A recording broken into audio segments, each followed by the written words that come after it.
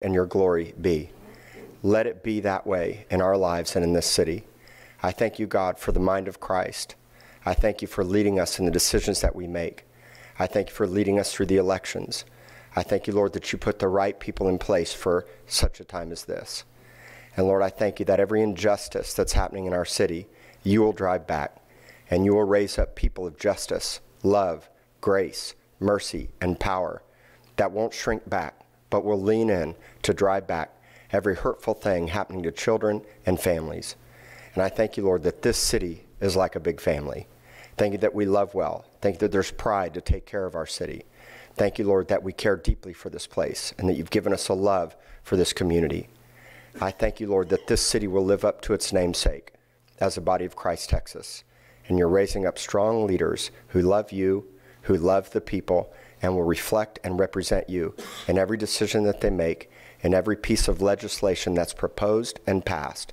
Lord, let your perfect will be done in this city. And we thank you for every city council member that's here now, those that are going to stay, and those that are coming. And we love you, and we praise your mighty, awesome name in this house. In Jesus' name, amen. Amen.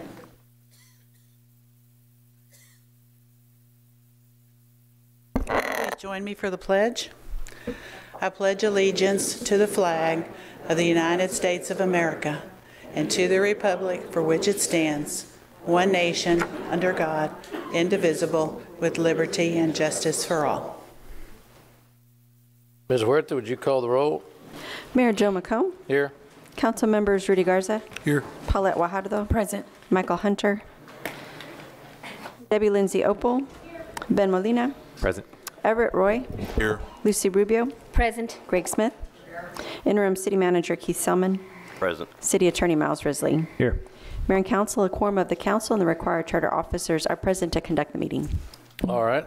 Well, we've got 5 proclamations, and we'll do them in this order. So if you're associated with one of these, this will be the order that we'll do the proclamations in. The Indigenous Tribes of the Coastal Bend Day first, in celebration of the family.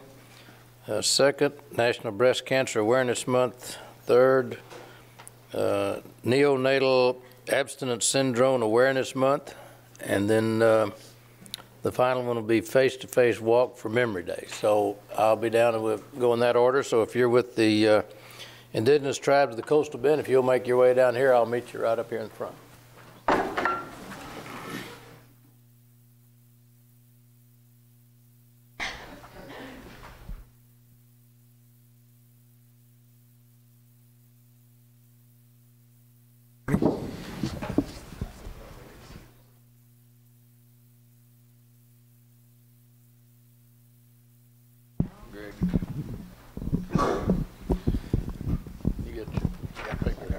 Well, Greg Smith is going to help us with this one, and we appreciate his help, and welcome to the City Council meeting. All right, well, we'll give you the proclamation once we've proclaimed it, and I'll get Greg Smith to lead us on this. Well, this is really a great day because we often forget that we've got a forgotten history, and here we're honoring our first Texans with it. And Corpus Christi, before James Aubrey and Henry Kinney came here in 1839, we had native Texans camp on these shores for a millennia. So it's a great day that we're recognizing these first Texans.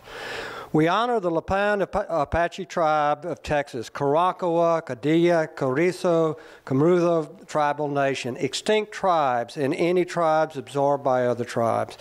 We reflect on their culture, sacred medicine, and history that the Coastal Bend tribes bring to our beautiful, sparkling city by the sea.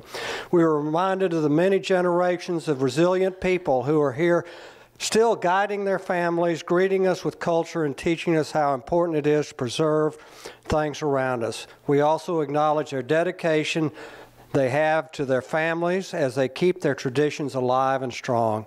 Through food, dance, rituals, and traditions, we see preservation of their sacred ways and respect their culture. We observe the Day of Indigenous Tribes of the Coastal Bend Day. We admire and would like to thank them for cultivating what has been lost. Through their lives, we see honor, peace, love, bravery, and resilience.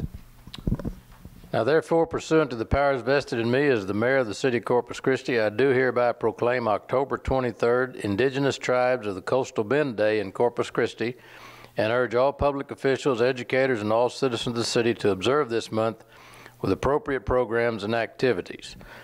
And so we want to present you with this certificate, and if you'd like to make any comments to the folks. Well, I just want to take this opportunity to thank all of you, especially the city, for this proclamation. We have been here forever and ever.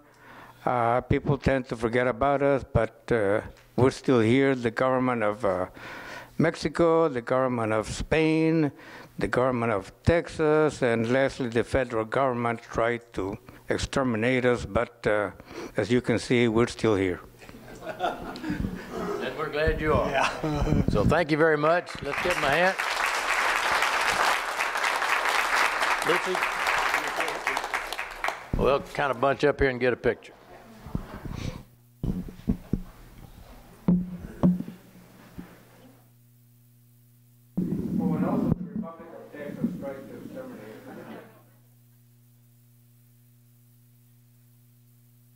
Proclamation.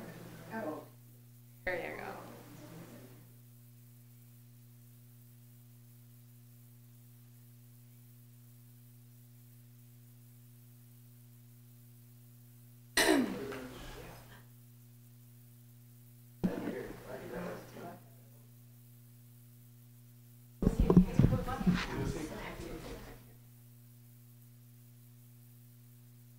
Yours. Thank you, sir. I'm 34%. She said here. All right, those of you that are here for the celebration of family, come on down.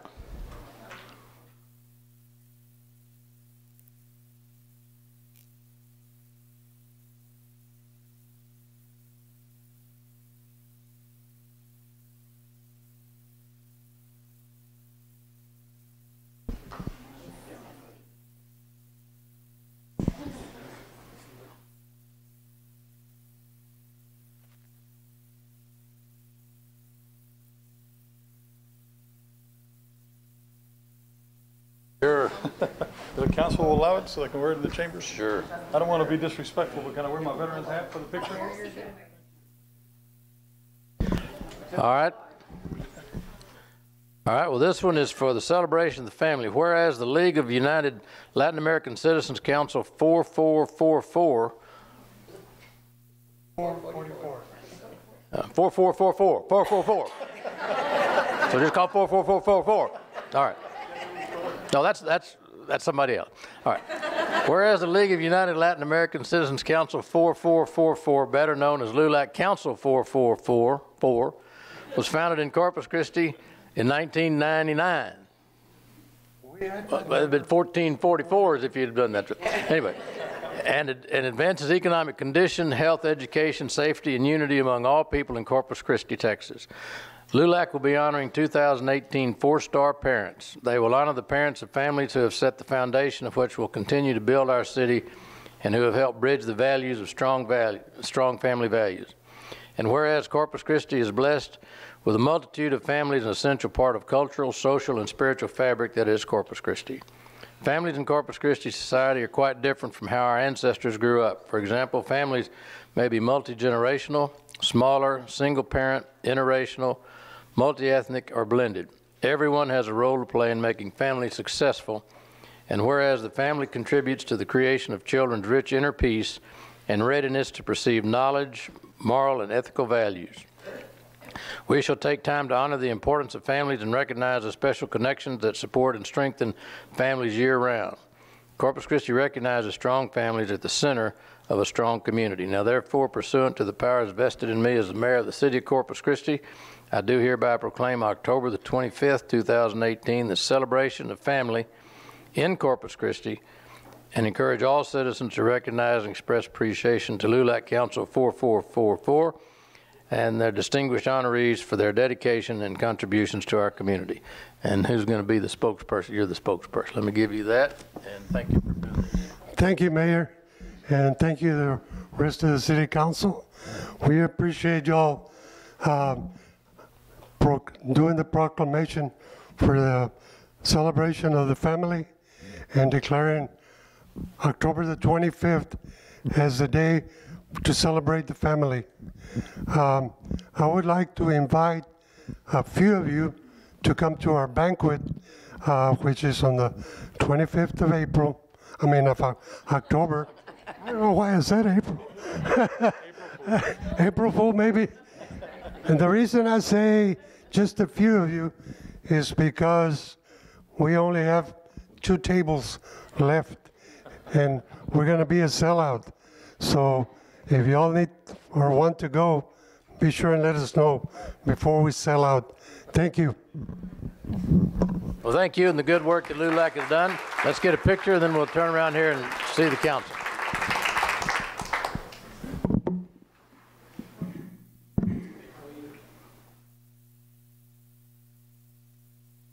Proclamation.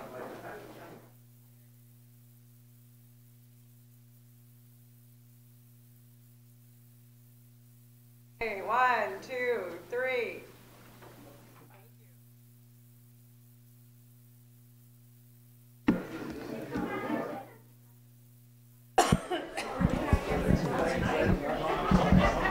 Where's these? What you do with the paper? Huh? No? I think that's it. Oh, yeah, you read it from the thing. Yeah,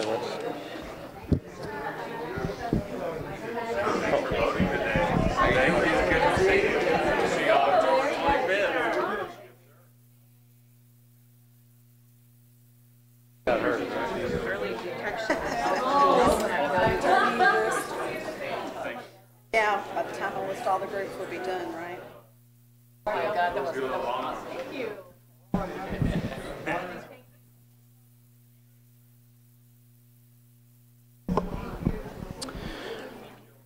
All right. Next one, the proclamation is National Breast Cancer Awareness Month. If you're here for that, come on down.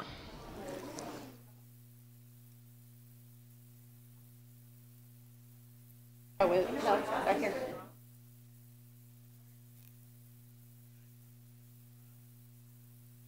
Councilmember Debbie Lindsay Opal is going to help me with this one.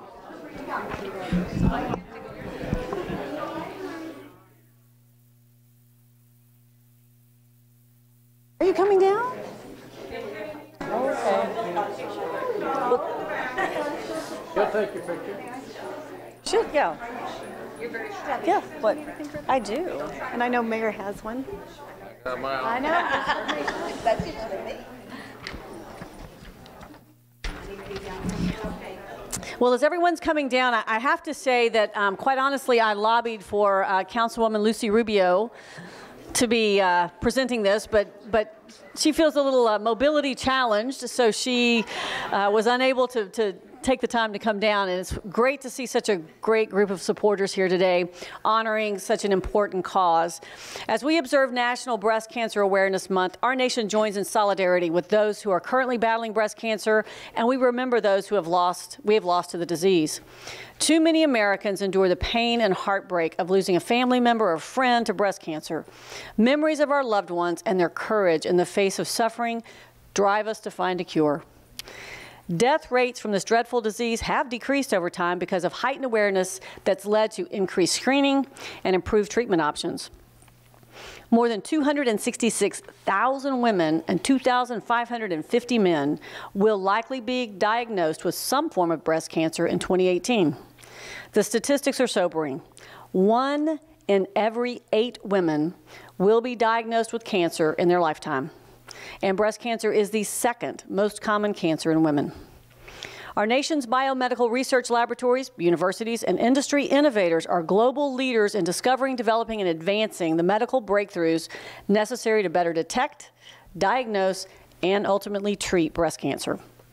During this month, we stand for those facing a breast cancer diagnosis, and we take a moment to thank our friends and family who tirelessly lend their support. And we pause to reflect on those we have lost to this terrible disease. By raising awareness and supporting research, prevention, and early detection, we will move closer to eradicating the disease. Now, therefore, pursuant to the powers vested in me as the mayor of the city of Corpus Christi, I do hereby proclaim October 2018 as National Breast Cancer Awareness Month in Corpus Christi and encourage all the citizens to commend the efforts of the American Cancer Society, Coastal Bend Wellness Foundation, First Friday, South Texas Family Planning, and Radiology Associates for their efforts in educating women and men alike about breast cancer and the importance of early detection, emphasis on early detection, and annual mammograms, which will save lives for the research they fund to find a cure for this dreadful disease. And I've signed it on the 23rd of October, and we thank you. And who's the spokesperson going to be for this? I think I've been elected. You want to hold that for me? Because otherwise I can't scroll through.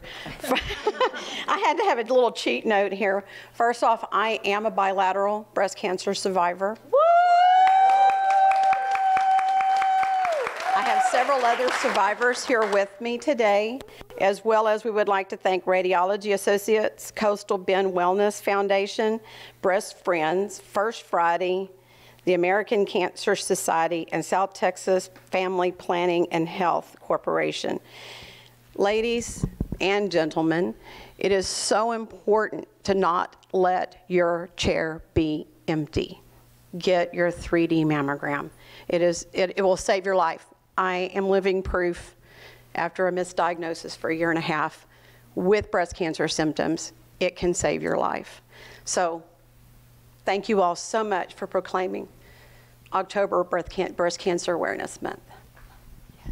Well, thank you, and we appreciate all the work you do. This is a champion group right here. Oh, and let me give you that. We'll get a picture here, and then turn around and say hello to the council.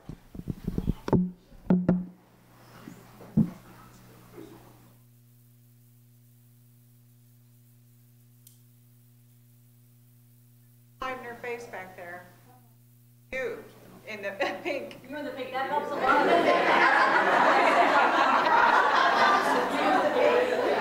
Make sure your face is. Okay, you ready, everyone? 1, 2, 3. 2. Very good. Hey.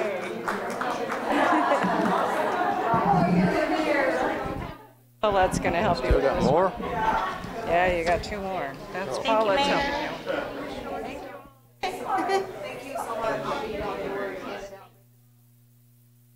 I love it. Very well. I had no clue what I was going to say. I never know what's going to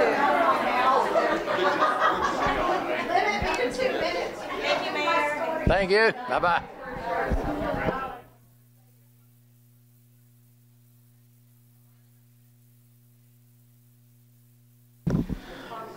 All right, the next one is Neonatal Abstinence Syndrome Awareness Month. Who's down for that? Come on down.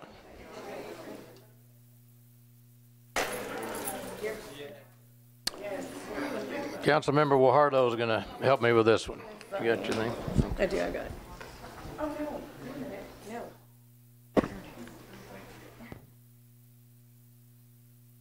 Going to read Alpha, Kappa, Beta. Hi. We don't want to read the room. I was reading that one. Good morning, everyone. I'm Paulette Guajardo. So this is the Neonatal Abstinence Syndrome Awareness Month. Abuse and dependence of prescription painkillers, heroin, and other opiates have led to an opioid epidemic in Nueces County and our state. Prenatal exposure to opioids may result in infant opioid dependency called neonatal abstinence syndrome, or NAS. Nueces County has the 5th highest NAS rate in the state of Texas. The number of babies reported with the diagnosis of NAS in the United States increased by 3-fold between 2000 and 2009, resulting in 1 child being born with NAS every 25 minutes. Prevention, education, public awareness, and knowledge of available treatment resources are crucial in reducing the physical, social, and economic impact of NAS. The March of Dimes and Project Link, a program of the Council on Alcohol and Drug Abuse, are working together to take on the problem of neonatal abstinence syndrome for the health and well-being of children in Corpus Christi, Texas. Now therefore, pursuant to the powers vested in me as the mayor of the city of Corpus Christi, I hereby proclaim October 2018 Neonatal Abstinence Syndrome Awareness Month and encourage all citizens to support the March of Dimes Project Link in their efforts to prevent and ultimately end neonatal abstinence syndrome in the Coastal Bend. And I've signed it on the 23rd of October. And are you the spokeslady for the? I'll present this to you and ask for some comments. We're with Project Link, and we're here. She basically said everything that I was going to say. So thank you, and thank you to the city for proclaiming this. It's really important right now. It's a growing trend, so we kind of want to help in that fight. So Project Link is there for those if you know anybody who is struggling with this issue. Thank you. And being number 5 is not a goal that we want. We want to be number 0. Right. So anyway, thank you for what you're doing, and keep up the good work. Let's together for a picture.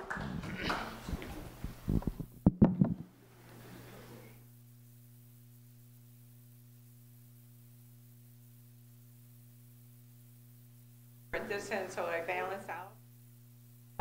Paulette, can you go on that end so I can balance you all out? There we go. Perfect. 1, 2, 3.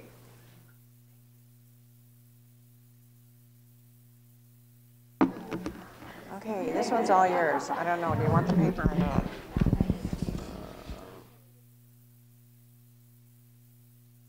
Make them shorter on the paper. Oh, well.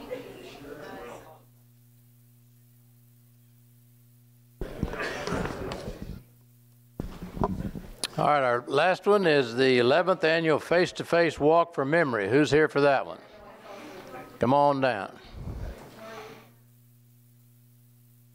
Oh, I see several of them have my SFA Lumberjack purple on, so that's good.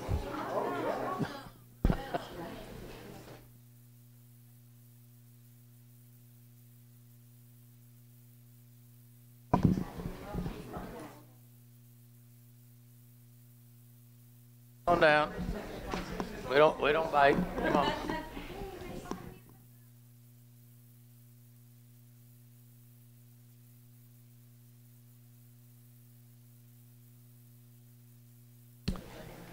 All right. All right. Alzheimer's disease is a brain disorder which slowly deteriorates memory and thinking skills.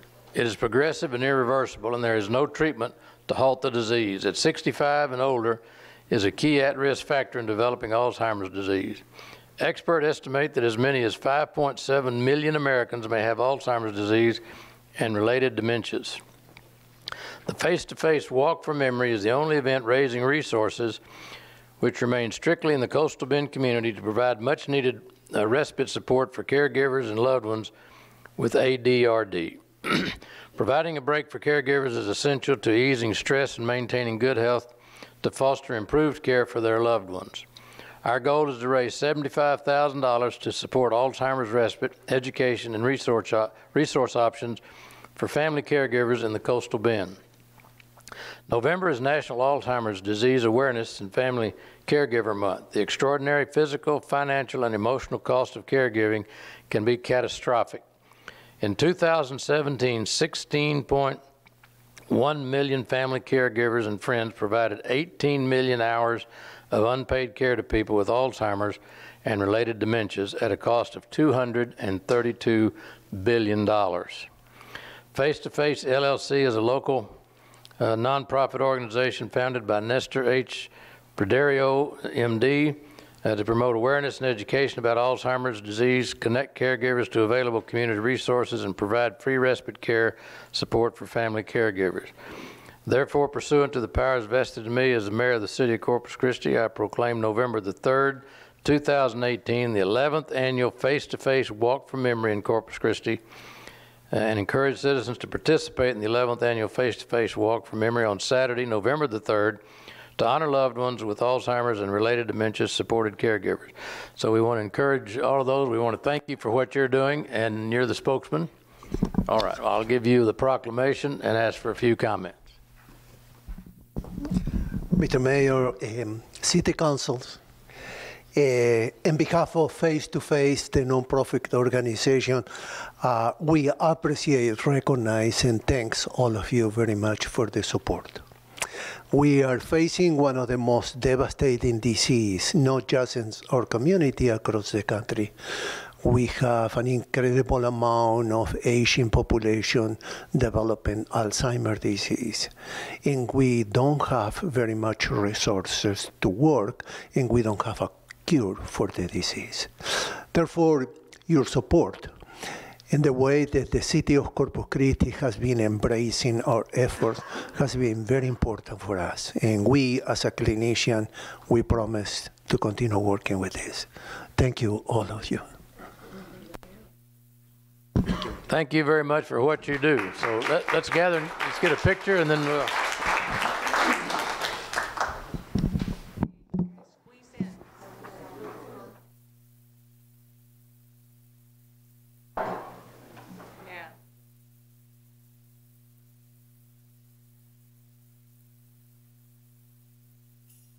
Hiding behind you. Can't hide. You guys are good. Everybody ready? 1, 2, 3. Okay, good. Thank you. Thank you all. Thank you. Important work.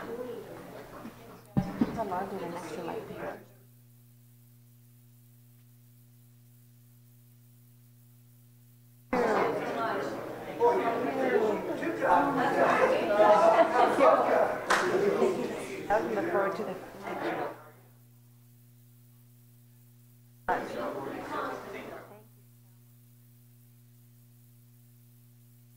The mayor back on.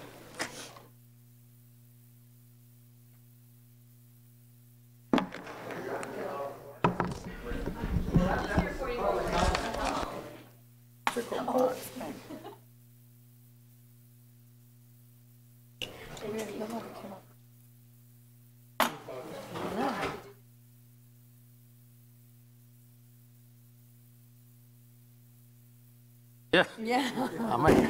I may disappear. Yeah.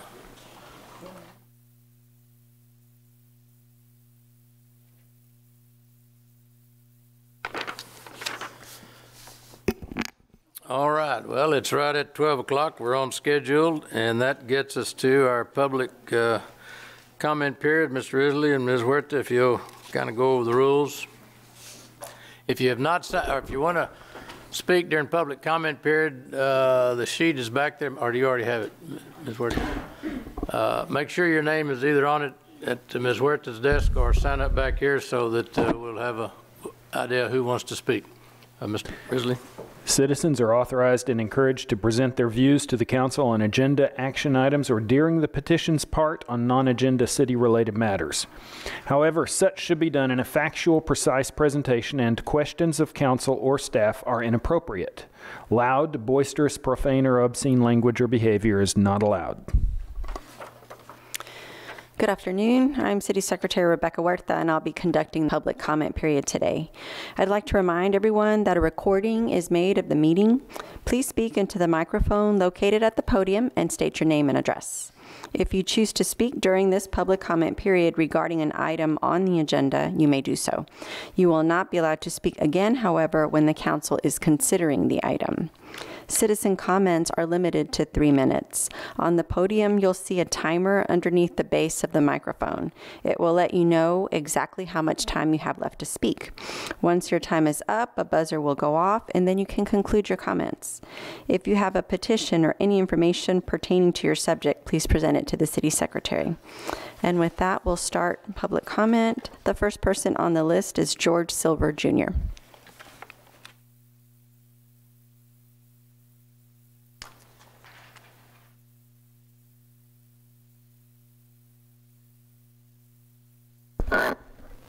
Mayor McComb and council members, George Silver, 741 Wildwood Drive. Number one, I have provided several pieces of information for your consideration, and it is for you individually and collectively to determine its relevance. Thank you.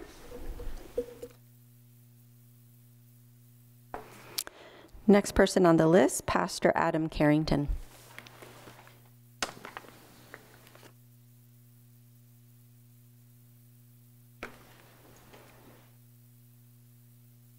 Good morning, Mayor and council members. I live at 2949 Riverbend Court. Sorry about that. I'm here today to talk about two subjects that's probably already been discussed, but I just didn't hear them. One is I really would like for you to consider extending the term length of the city council members from 2 years to either 3 or 4 years. You just can't get enough done in 2 years. Secondly, has there been any consideration, or I would like for you to consider repurposing the old Memorial Hospital? You have beds, you have facilities there, you have room enough to take care of our homeless, our disabled veterans, and even during hurricane season, there may be space there to house some of the folks who have been displaced in their homes, since you have the facilities there. So just like for you to consider those two things. Thank you very much for your time. Thank you. Next is Wendy Herman.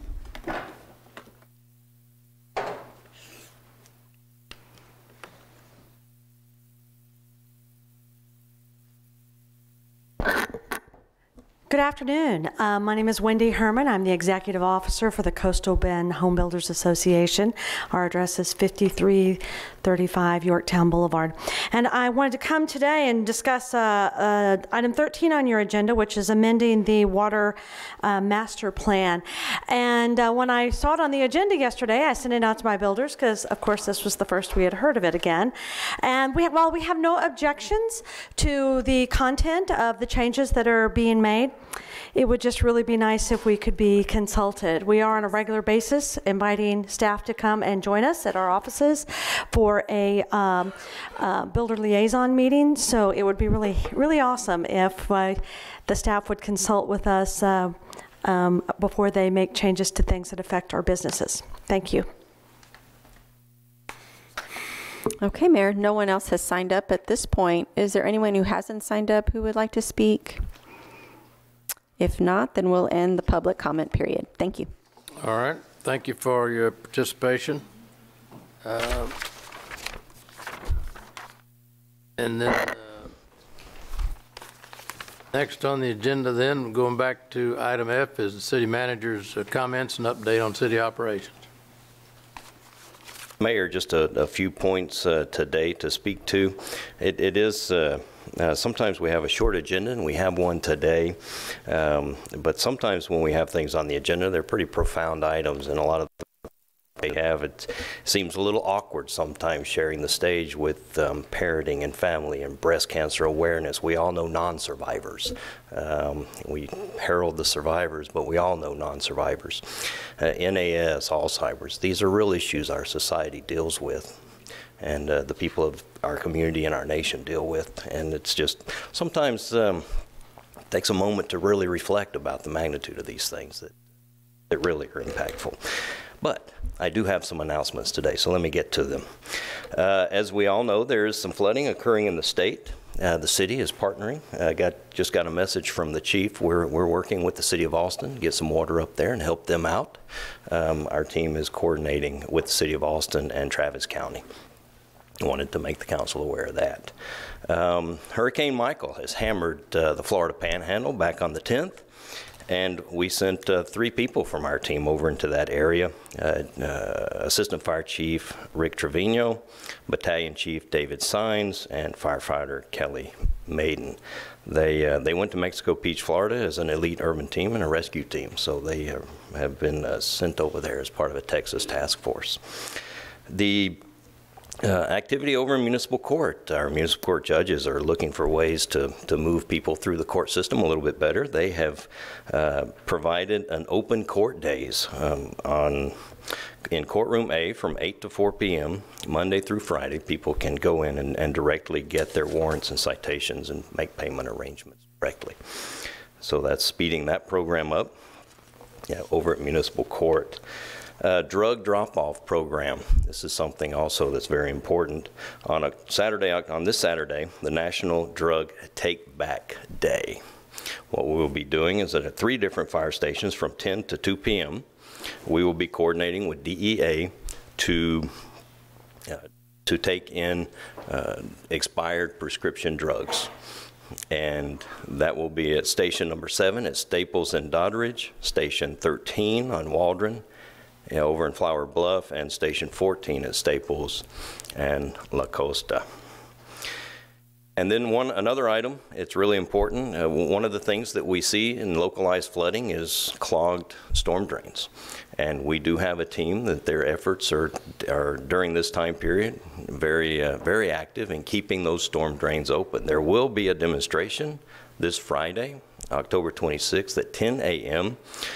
at the corner of Deary and Skyline Drive. And what we'll be doing is demonstrating what city crews do to keep our storm drains clear. That will be on Deary and Skyline Drive this Friday at 10 a.m. And then finally, if we could have the communications department come down. Mayor, sometimes our departments do something and everybody starts looking at what we do. And that is the case with our City Hall in the mall. We have gotten calls from across the state and regions and the country on how we did that, how effective it was. And in large part because at the National City and County Communications and Marketing Association, City Hall in the Mall competed against 700 entries for awards. And we won 3 National Communications Awards with that event. And this is the team that made that happen.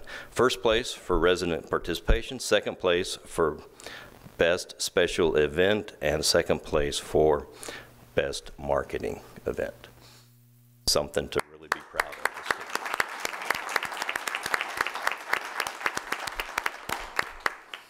So if we could, Mayor, we'd like to get a picture. And Kim, do you want to say something? You have no mic.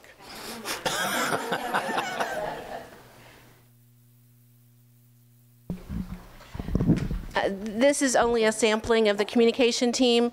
I will tell you it takes a small army to put on this event, and we are so thankful for La Palmera Mall for continuing to have us back.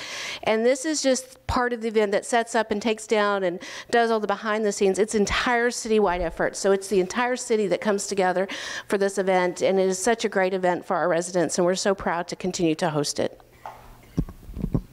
Good work. Thank you. Get us all in.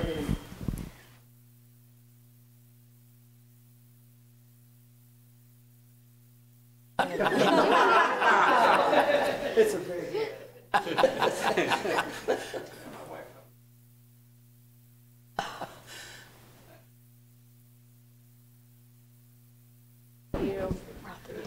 Thank you. Thank you. Kim, it's great work. Thank you. Making the city look good. Great. Well done. Okay. Everybody's been there. Thank you. Also just take it, so thank you. And the congratulations goes to the council as well. The council served their tenure during that event, and y'all received as many people as any staff or any of the other booths. So thank y'all for participating and being a part of that. At this time, I'd like to turn the floor over to Peter Collins to give us an update on billing. Mayor, before our city managers, interim city managers sits down, I really appreciate getting these updates that really reflect some of the things that are happening in the city every single day that we don't get a chance to hear about. So knowing that we have folks who are going and helping in the flooding situations and the hurricane situations, and you know, the great staff that's going to be helping us understand what happens when it rains and what we do. Just really appreciate you bringing us that news, because sometimes we overlook that in all the day-to-day stuff that we do here. So really appreciate that proactive information resource. Thank you. Good afternoon, Mayor, Council. Peter Collins. I've been working on the billing system. I'm here to give you the progress report. We continue to work on the data collection units, known as DCUs, to go ahead and ensure the health check of each unit. There's about 82 in the city. We've already, as I mentioned last week, restored 8 of them to a functioning status. There's training that's been completed this week by the vendor to ensure our staff knows how to operate, maintain these systems. So that will be work in progress for a couple of months, but they're performing pretty nice. We do want to change some of the aspects on the data collection units to where we don't rely on the Wi-Fi system that we put either in a data modem that use cellular technology, or we actually hardwire it to the fiber network to ensure we don't have transmission errors. This would be a logical move forward. With that said, we move forward with, as far as the new billing layout, that seems to have been positive because we rolled it out during the last billing cycle, or the current billing cycle that's being produced. With that said, there is a second part of the new bill layout, which is going to include the little window I spoke about that shows the payment plan. Also, it's going to show if there's anything in dispute or suspended that a customer feels that it's not an accurate bill. I maybe owe $600, but I believe the bill says I owe $600. But I really don't believe that. So I believe I owe $200. So it becomes suspended and it's disputed. It'll be shown on the bill, but it's up for discussion until it's investigated properly. The other feature that'll be on the next layout, or the second phase of the bill layout, is if the meter reading is an estimate, it will so note it on top that it is actually an estimate, not a current read. Okay. As far as the MTUs, we've gone through this system very methodically. We've talked about, as far as software issues, we talked about the billing layout. There's a whole many pieces that have to come together to produce an accurate bill for our customers. Obviously, the meters themselves are very solid. I know we need to differentiate from that. But also we have the MTUs that are transmitters that actually transmit the current read at the time to the data collection units, known as the DCUs, through an application called STAR. Presently, working with staff, and we've aggressively started to go ahead and address the issue of the MTUs that have now been verified that they actually are not transmitting. The reason why we're at this point now is because we need to ensure the DCUs weren't, the data collection units were not given, contributing to the problem. Now that I feel comfortable that DCUs are functioning, now we know the MTUs that are not functioning, and now we can send staff to go ahead and replace the MTUs and take the appropriate actions, and then we'll start getting those current meter readings, which I spoke about. The impact will be that once we have the current meter reading, either a person will have a credit or a person will have a higher charge. So there'll be a spike in that coming in the future, but it's not all going to happen overnight. It's going to be a progression of these as the meters or the MTUs, the transmitters on the meters are actually replaced. We'll start seeing current meter readings, and the staff in UBO is ready to manage those calls and address the concerns of the customer so we can work through those issues. As far as another key component, as you remember, I mentioned that you have these exceptions. Staff, the UBO staff, has been looking at anywhere from 10 to 14,000 exceptions since we went live each month. Well, part of that contribution is obviously the no meter reads that are real no meter reads to where we weren't receiving meter readings from the MTUs. That's valid. But also, there's other components in there that I wasn't comfortable with to say what other possibilities do we actually have. The application STAR that actually gathers the data from the meters and store it in a database, that produces the upload file so you can process your bills with the current meter readings. It also creates another file to say these are the records or meters that did not meet the criteria. They're invalid. So the modification to the STAR system is actually going to give me the ability to read that file and tell me what the exception is. because right now it doesn't tell what the exception is. It's just that it's invalid, no meter reading. So that was scheduled for tomorrow to start. We actually started this morning.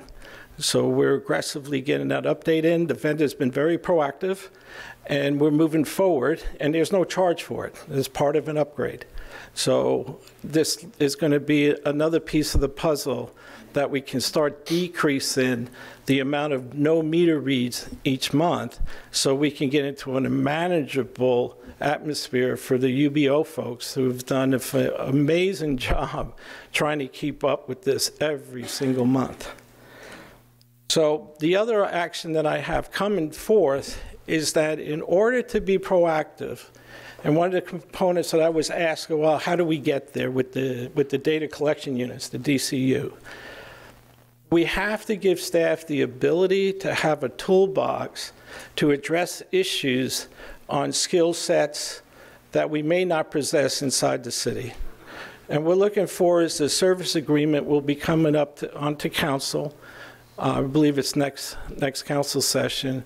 And what it does is actually enhance the staff here with other skills and availability of equipment in a timely fashion. Instead of going through a full billing cycle, a procurement cycle or a bid, we can do it off of state DIR, working closely with your information system department and also purchasing. We develop a service agreement that gives the ability to splice fiber, make cables, give us the ability on the fly to address network issues that may arise, not just for the data collection units, but also for your fiber network. If there's a break, you can utilize this service agreement for it to support the police cameras, the video cameras in the field. So there's an estimate of about $150,000 in a year to maintain these systems.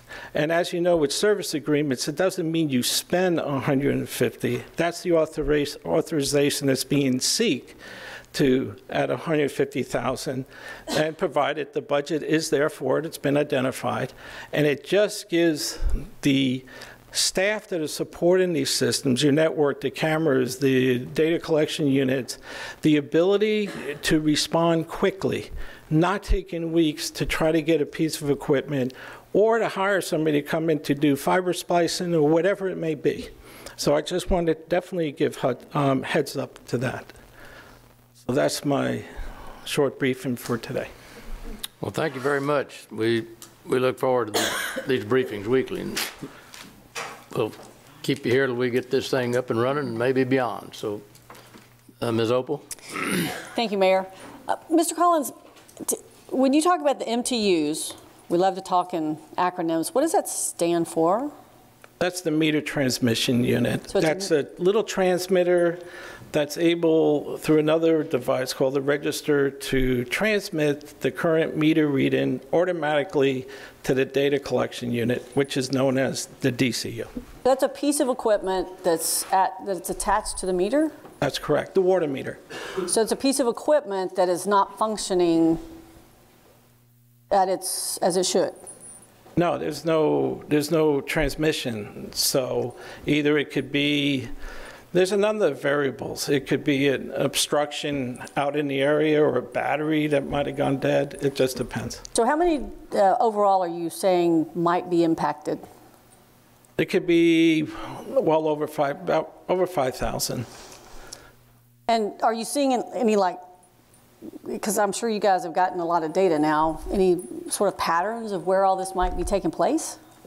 Well, there's different areas in the city that obviously when you analyze it, there's portion in the south side, and then there's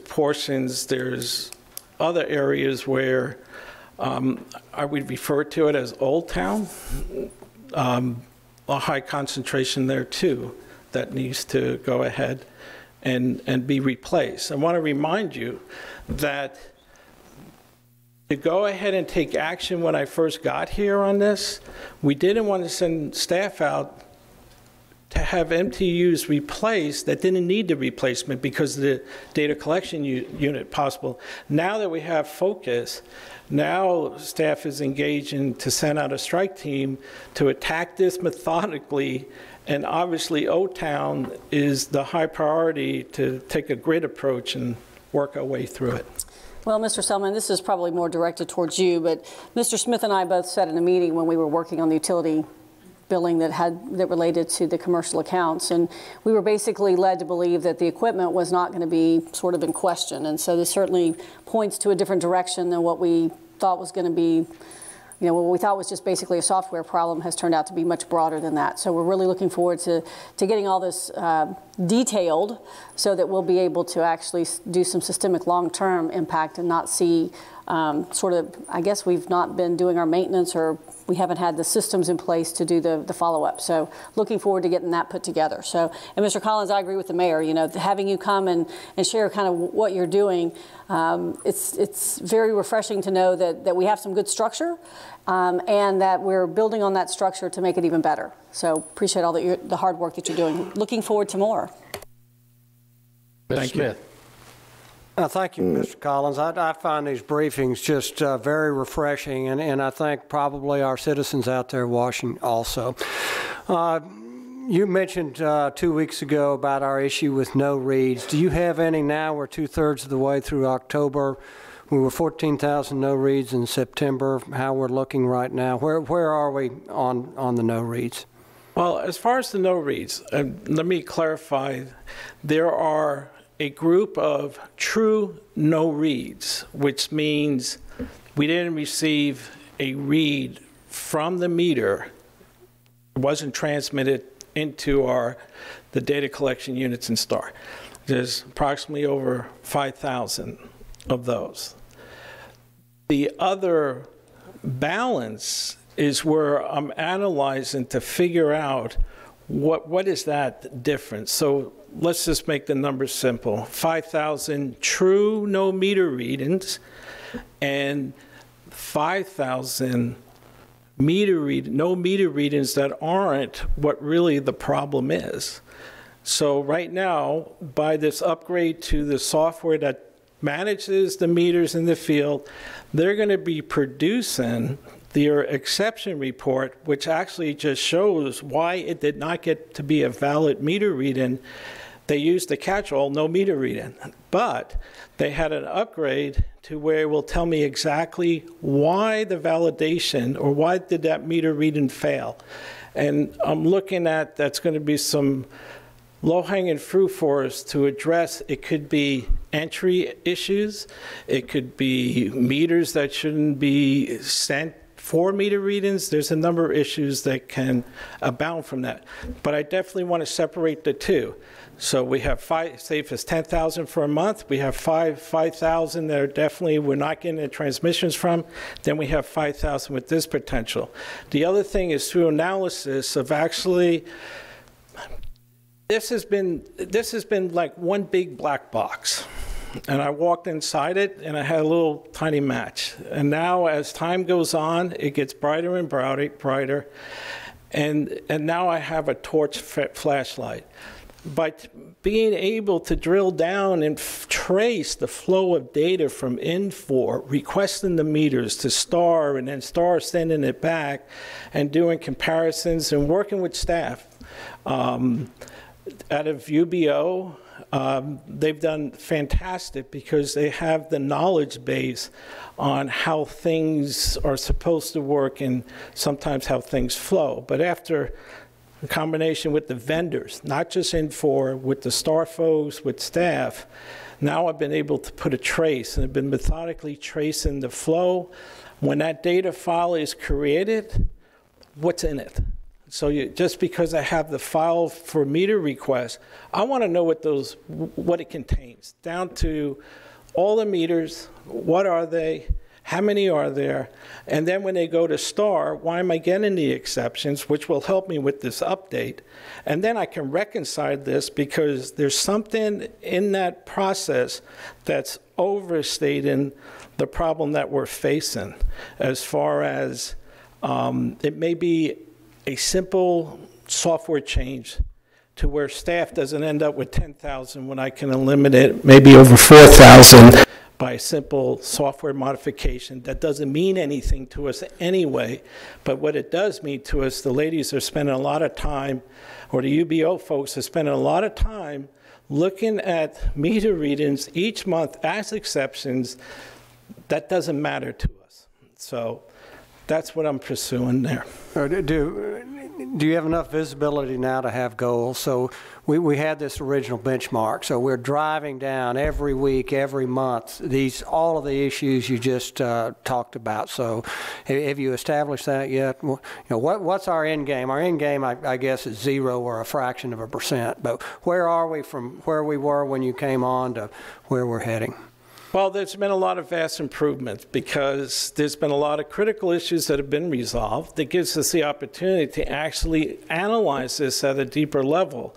I believe that with the change for the software upgrade, with the studying and the examination that I'm doing as far as the data flow between all the systems, I think we'll see some improvement next week that we could be proud of.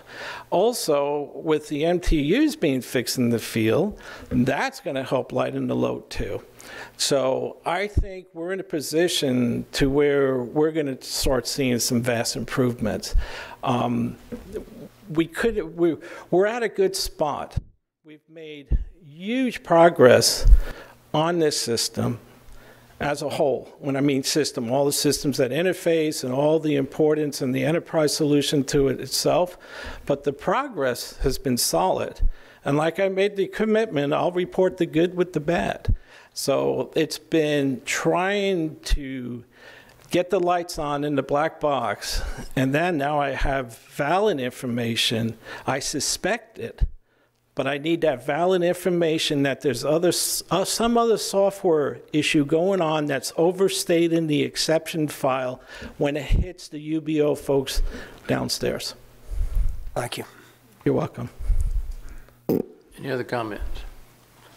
Well, we do appreciate the work you're doing, and I think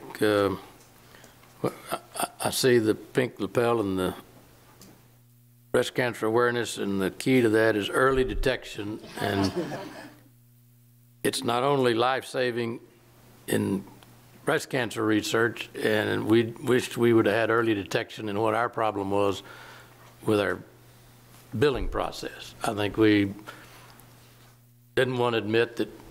I mean, it was always the computer, and I think we finally realized that we're all in this boat together. We need to be rowing the same direction, and we appreciate the effort you're putting forth, and I think we're picking up speed, and the waters are smoothing out. So thank you very much, and we'll look forward to next week's Halloween. Is it Halloween next week? Your Halloween report. Thank you, Mayor. Isn't next Tuesday Halloween?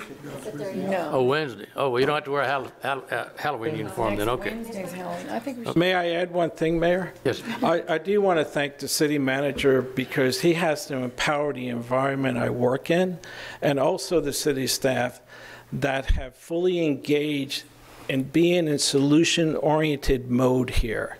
Sometimes it's difficult to say, oh man, we should have looked at that or whatever, but we have that positive motion forward, and that's it. We're in solution-oriented mode, and a lot of staff inside the city has stepped up definitely to the plate to go ahead and get these issues put to bed, because they're actually enabling me to figure out what actually happened and then how we can drill down to try to fix it. So I want to say thank you, Keith and City Manager, and everybody else that's out there. And they know who they are. That has been really helping quite a bit. Thank you. That's and good. Council too. I mean, obviously. Well, thank you, and that's good to hear, and we appreciate the staff and everybody's commitment to the goal. So thank you. Thank you. Have a good day. Sir. Now, go back to work. Okay. Strategic future issues. You have anything on that? Nothing to report, Mayor.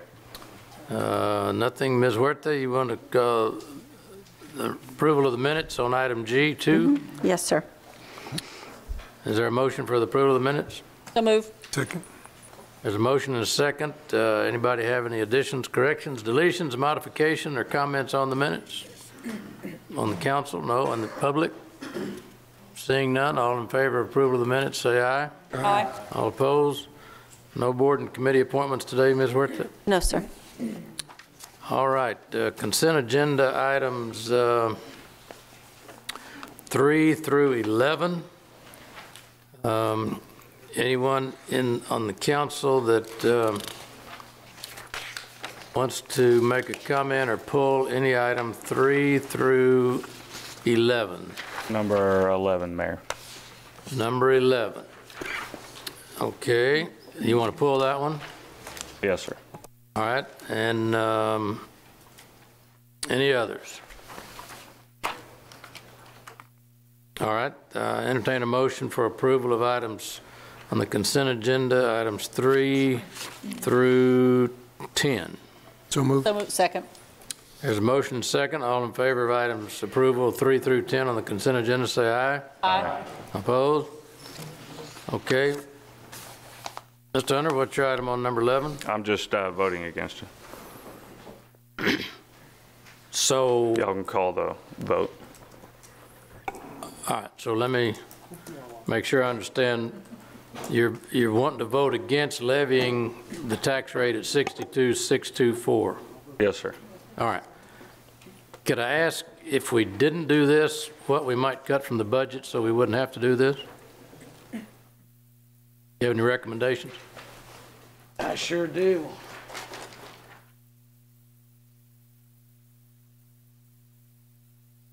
First, anything to me is better than a tax increase. I think that this area has been, for people like myself, people that are struggling worse or less than me, is very difficult for some of us to live down here along the water. Hurricane insurance is tough.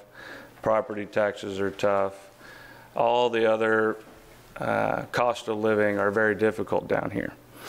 So initial suggestions, even before raising taxes, I would take a percentage cut off the top of every department.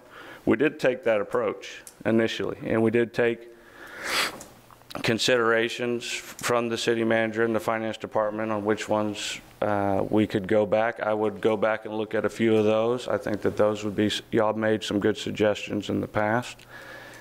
In any particular departments right now, I'm sure that I could go through a few of them that I'm not saying it wouldn't hurt the department and we wouldn't be struggling somewhere else, because we probably would. But I think that there's a time and place that we have to stop raising taxes. And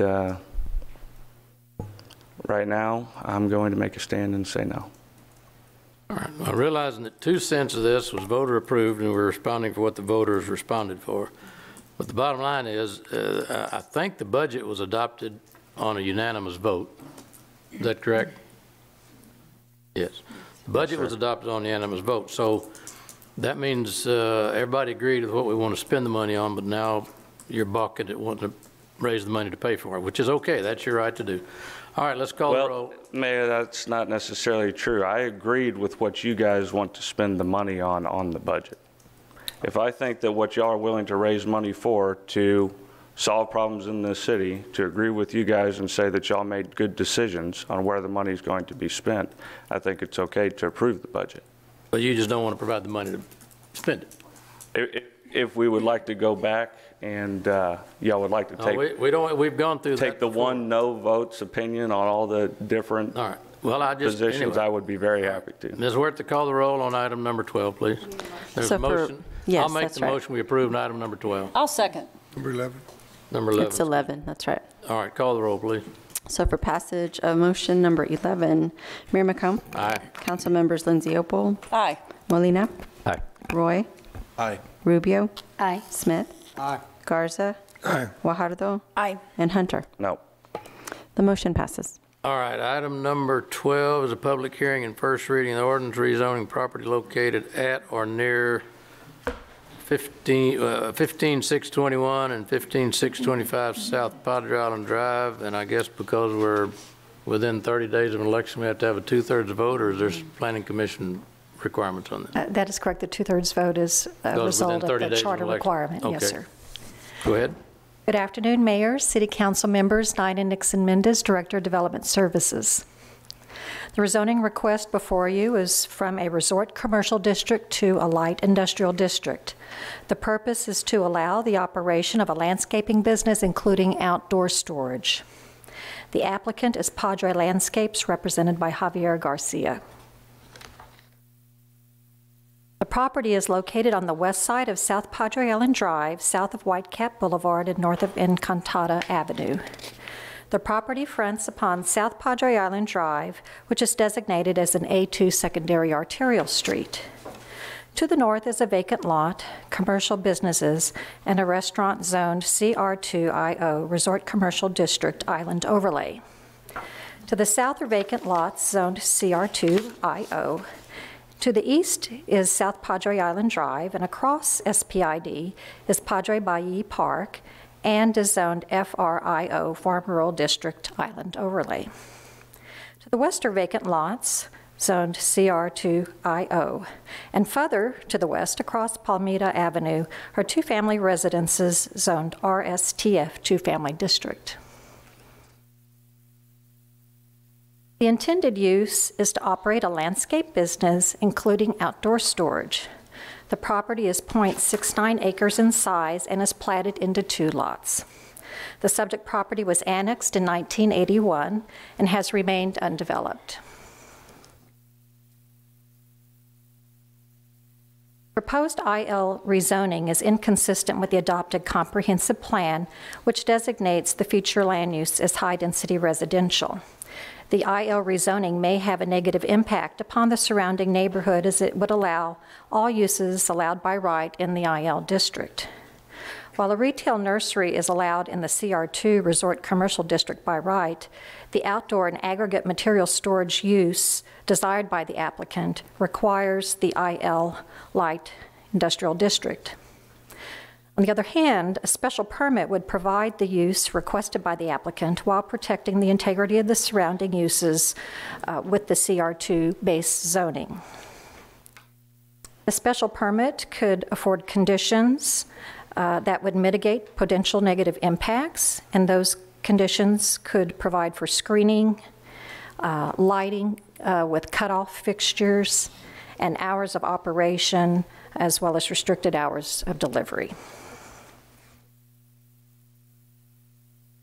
The Planning Commission met on September 19th, and the recommendation was denial of the IL district and in lieu approval of the special permit.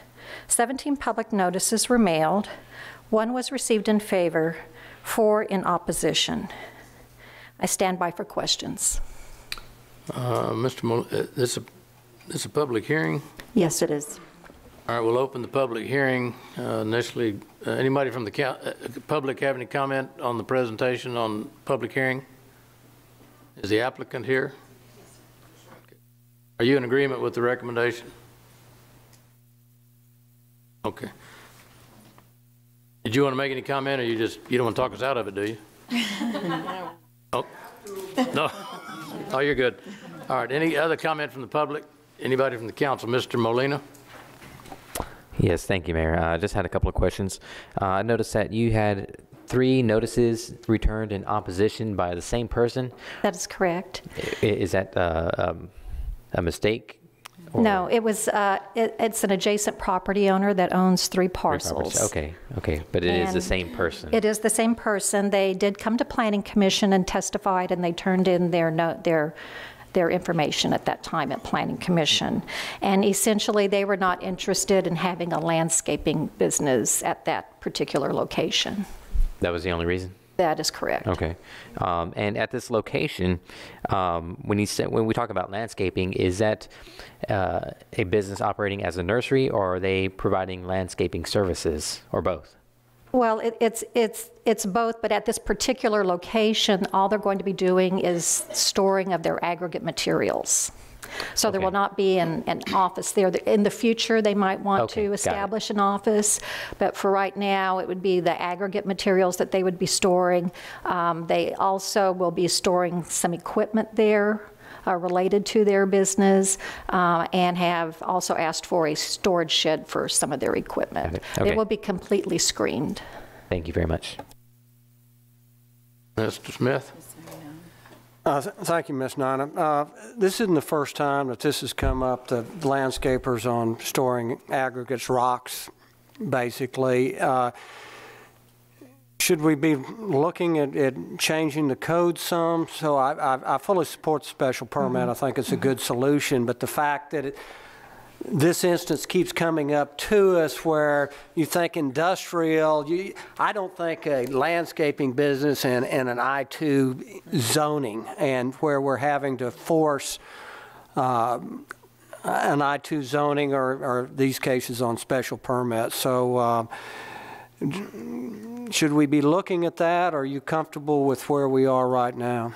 Well, I think certainly we want to look at that, and we want to look at other instances of the code where we are bringing forward these special permits and saying why can't that particular use that's affiliated with that type of business be included in the base zoning. So these are some things that we certainly want to evaluate with our UDC evaluation. And I definitely think this is one, because like I say, this isn't the first time that we've seen this kind of business come before. So thank you on it.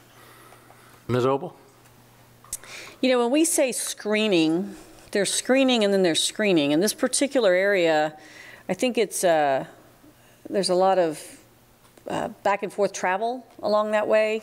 And so I'm just not sure if we're kind of protecting the surrounding property owners who may have an interest in not, you know, if we're talking aggregate, it's one thing, but if we start storing sand or dirt or other things, then that starts blowing. We've seen some of that out on Padre Island. So are there limits on what can be done at this location? Right. I mean, I'm just a little bit concerned, because screening could be a really nice, attractive fence, or screening could be, you know, green stuff wrapped around a pole. What we're requiring is a solid fence, so it could either be wood or masonry, but it does have to be solid screening. And we're requiring 6 feet. The applicant has actually indicated he will probably go higher. That would probably be a good idea. Will there be anything other than the aggregate rock, or will there be like sand or other dirt or materials that could blow? I think the applicant can better address that. That would be good to know. Yes, sir. Come up where we can get you on tape recording, so you can play it back for months on end if you want to listen to yourself. Good morning, everyone. Wait till you get to the microphone. Give us your name and address. My name is Javier Garcia, and I live on Padre Island, 15105 Das Marinas.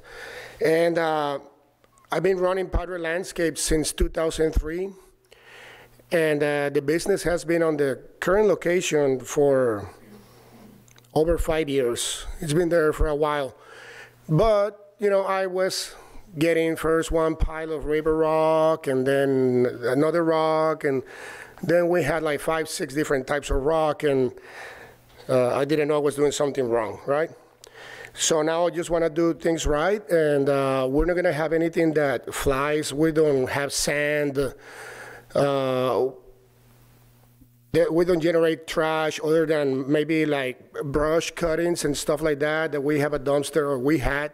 We want to get it again, a big roll-off dumpster. And we never had any problems with that, not even during Harvey. The stuff don't fly, rocks don't just fly away, you know.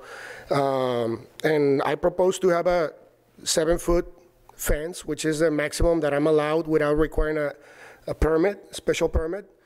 And it is impossible for the trucks that deliver the materials or my equipment to make a pile of rocks higher than like 5 foot. It's impossible. I cannot have a pile of rock bigger than my fence.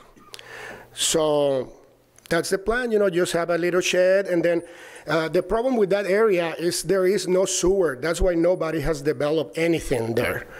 For the sewer, we had to go to the street behind, use easements from somebody else, which in my case, the guy that I'm going to buy the property from, he also owns a lot behind me that connects, so I can have easement and get my sewer. And then at that point, we'd like to build an office building, and then perhaps some type of retail, you know, at that point. Right now, I just need to go back to work. Well, it sounds like that you have a good plan and a long-term investment, and it's always good to hear about people who want to continue to grow and prosper here in Corpus Christi. And it's good to know that it's going to be a good neighbor. I used to work for an entity that when you would do some more construction type work and the wind would come up, and if you didn't water down your surfaces, they would tend to be, well, and of course we saw that with some sand out on Padre Island. So a little sand. So just wanted to make sure that if anyone had any questions, that what you're planning on doing is not like stockpiling various kinds of dirt and that stuff. It's more and no junk. Work. You know, the real estate is so valuable that you cannot just have junk. Good. You know, if you want to have junk, go somewhere else, but not on the island. Excellent. It's too expensive for that. Well, we're really glad that you were able to come back and work through the process, and good news. Thank you. Thank you. Thank you very much. All right. Motion to approve. All right, Can we close the public hearing, please? All right. When you're ready. Any other public comment? If not, then we'll close the public hearing. Entertain a motion for approval. Second. Motion and a second for approval. Any discussion? All in favor say aye. Aye. All opposed? Okay, that got that one. We're now on number 15, lease agreement at Lake Corpus Christi Campground, 28-day delay required. I guess he moved it up. And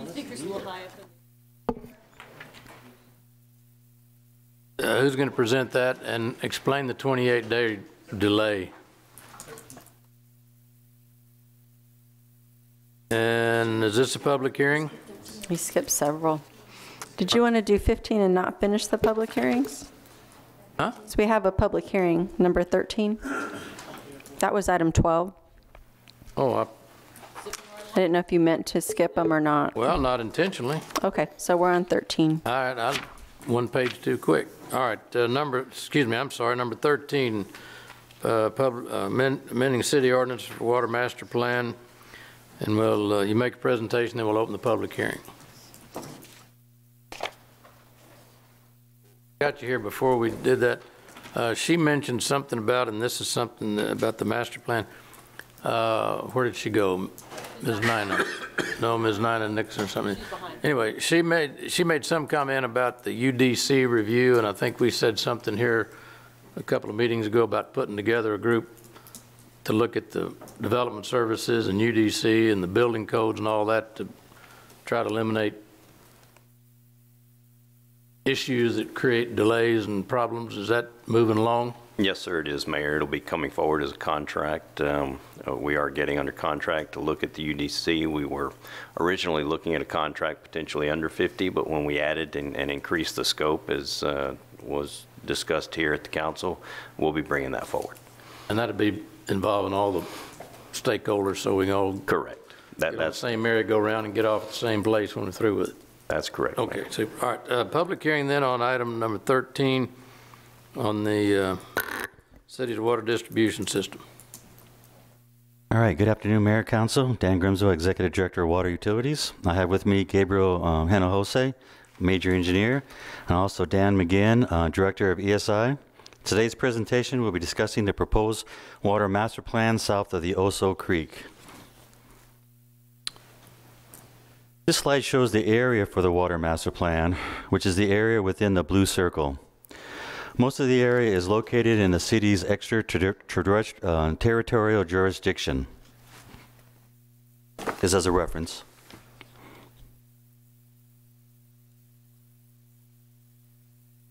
This slide shows the current approved master plan, as you can see from 1997, which only goes to Highway 286, which is located along here. You can see it, if I made a mark. It also shows where the south side transmission main was going to be placed. That's a 42-inch line we have going to Staples Pump Station. However, this slide shows the proposed water master plan, and there's a couple objectives to it. This plan extends past Highway 286. You can see the grid here, the water lines are in like a dotted red. It also is in line with the approved traffic plan, which was approved in 2010. And it also indicates the actual location of the south transmission line. In the previous one, oops, you see the transmission line going down Highway 286. In reality, it actually goes down, I can't quite read that. County Road 42. Not sure why the deviation, but that's part of one of the amendments we're doing with the master plan. At this point, I'd also like to indicate that for this particular area, and especially the London area, we've already have presented and approved a wastewater master plan and a stormwater master plan for that area. Again, restating some of the proposed amendments for the master plan. One was not the relocation, but the actual location of the transmission line. And the other one was to reiterate that the grid or water grid mains are in line with the actual traffic plan that was approved. And this slide is stating the objectives that will be achieved with the proposed master plan. And for me personally, one of the most important one for us is number 4, which is to improve water quality and pressures within that area. As the water master plan is achieved, the possible funding sources are listed here. As you can see, is revenue bonds, IDIQ projects, and then the trust fund, which is through development services. This plan was recommended approval by the Planning Commission on the 19th of September, and staff also recommends approval. Standing by to address any questions. Mr. Smith. Thank you, Mr. Grimsbo. It doesn't look like we're adding about 4 sections worth of land on there. Is this adequate as the city moves out west and south with it, that we're able to have the right pressures and flows with it? So have we looked at that? So we're going out with 12 inch going out there, and say we go 3 or 4 miles, which we eventually will, out to the west. Does this plan, do we have the capacity, the transmission capacity to do that? Yeah, we do. Gabriel can answer directly to it. He's our major engineer who looked at the capacities and crunched all the numbers. But if you think of our system as a whole, the majority of it is 12 8-inch lines. And for the most part, we do quite well with moving of water throughout the city. So you're confident we could add another few thousand acres and still be within the transmission capabilities?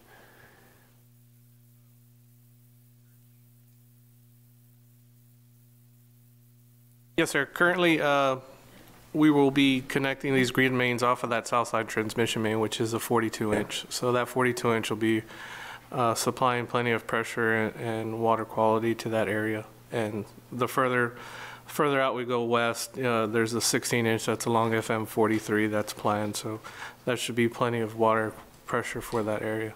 Okay, thank you. Georgia?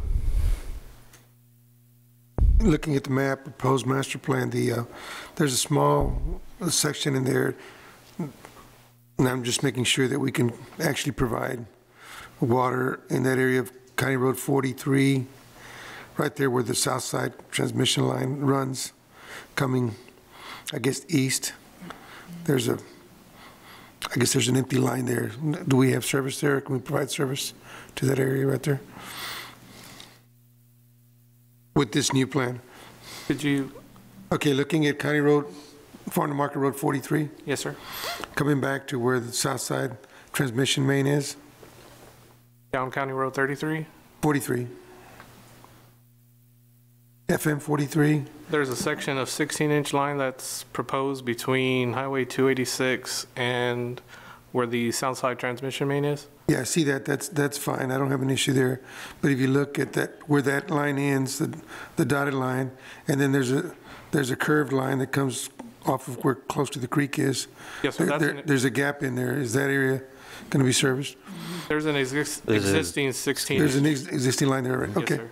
And then the other question, I know that there were some folks off of 286, and it looks like there's a subdivision, Royal Estates or Royal, I can't remember the name of the subdivision. Are they getting city water right now? And will this line allow them to get city water? There's a large, big group of houses that are about 5 acres or 2.5 acre, and it's north of 43. I think it's actually south of 43. Yeah. Currently, we have a small water line that runs the length of 286. I believe it's a 2 or 3 inch line that runs from FM 43 all the way down to FM 2444. We've been in talks with TxDOT, and they're currently in the plans of expanding 286 from FM 43 to 2444. So hopefully during that project, we can also tag along and improve our water system through there. What diameter line are you looking at putting in there? We would put the master plan 16 inch. 16 inch, okay. Yes, sir. All right, thank you. I'm done. Ms. Opal? So it looks like the nearest water tower there is back up at Holly. Would this be an area at some point as it develops that we'd be looking to add a water tower or create? I mean, you were talking about pressures, and we know the difference it makes with the water tower when those pressures get taxed. Would that be something in the longer range plan you'd look at as well? For that area, no, that's not a large enough area. The Holly water tank would be more than adequate for that area. Okay, because I just, as we're looking to the future, one of the things that we've talked about on this council, you indicated that there's a wastewater master plan out there as well. Have we master planned? For the London area, yes. But just not for a similar area as this, or is it a smaller area? It's a smaller area, a little more condensed, but. Well, I'm going to challenge that if we don't take a hard look at wastewater now, we are going to not have a sustainable city in the future. When you look at putting houses on half-acre and acre lots, where in an area that has wastewater provided, you have 6 houses per acre, we are going to limit the city's long-term viability. And I know that that's a difficult discussion because do we infill, do we sprawl, what do we do? But developers are telling us, and I think this is an example, that where they want to build new construction is outside of our traditional wastewater service territory. And I'm getting very concerned as we are now encouraging adding more water and putting that piece of the opportunity out there, that we are hamstringing a city 15, 20 years into the future because we will not have the rooftops that we need to tax to support Mr. Hunter's desire not to raise taxes. So just something that I've continued to hear again and again. And we need to be thinking longer term. And Mr. McGinn, you may tell me that I'm off base, but it just seems to me that if I've been paying attention, we're going to have some really nice houses, but 1 house versus 6 in terms of what it contributes to our tax base is probably not sustainable at the level we need to grow. Sure, and Dan McGinn, Director of the Planning Department. We're about to kick off the process for the London Area Development Plan update. And part of that will be looking at future land use, transportation opportunities, and then we're going to follow up that work when we have a better feel for the land use projections. Then we'll get right into the utility planning to broaden that wastewater that we've kind of just narrowed it down to 1,000 acres right now, but our plan would be to look at a much broader area to kind of see how we'll be growing out 5 years, 10 years to see how that system should kind of expand in that area. So we'll be kicking that process off next month, and then probably about a 9-month planning kind of window to meet with the stakeholders and engage the folks in that area. So. That's great, because I would say urgency is probably important and imperative at this point in time, because Mr. Garza probably knows better than I, but those in the development world tend to like that area, and they see some jobs coming in that will have some people looking for some homes. So we need to make sure that we're ahead of that curve and not chasing it. Thank you. Mr. Garza?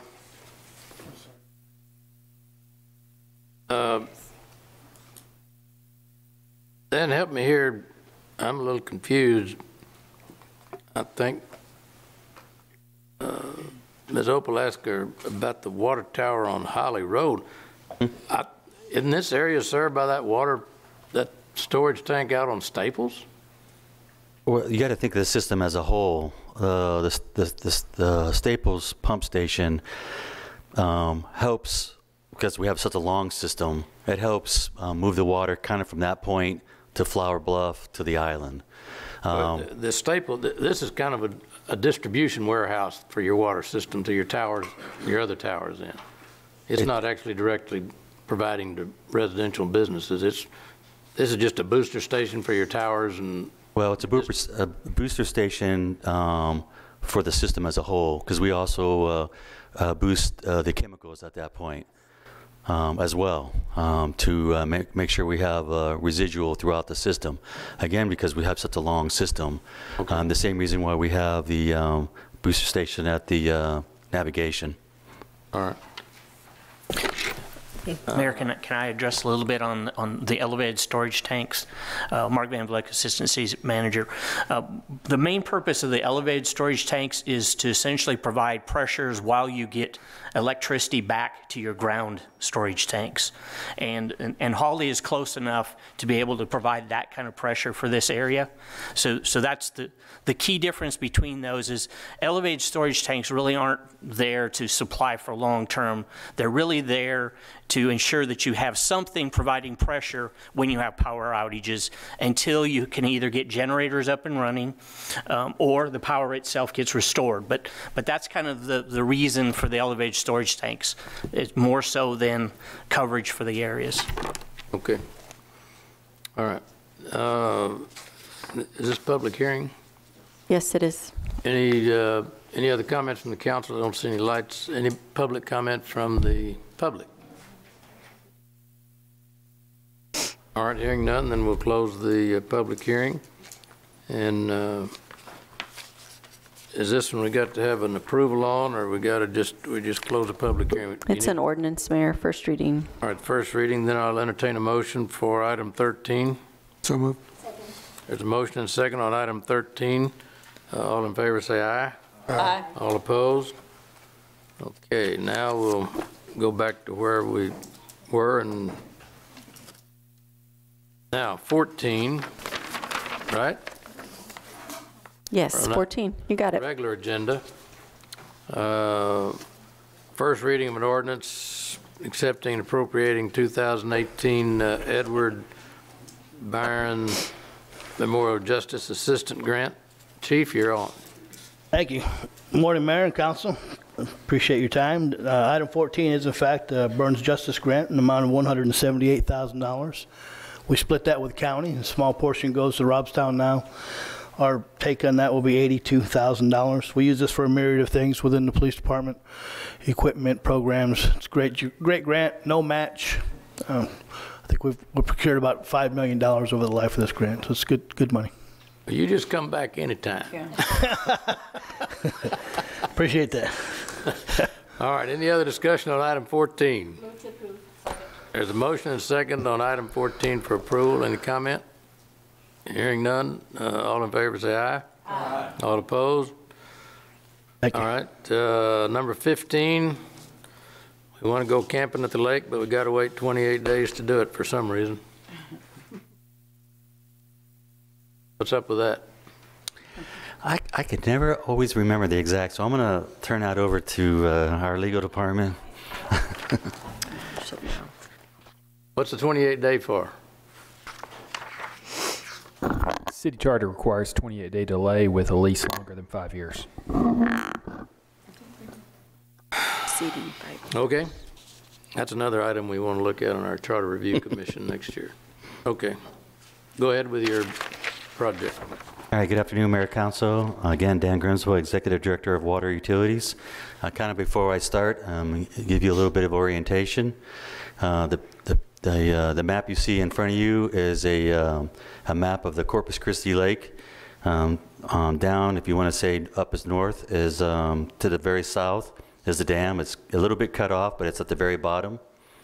This piece of property, you can see the exploded view of it, but it's located on the very kind of northern part of the lake, just for orientation.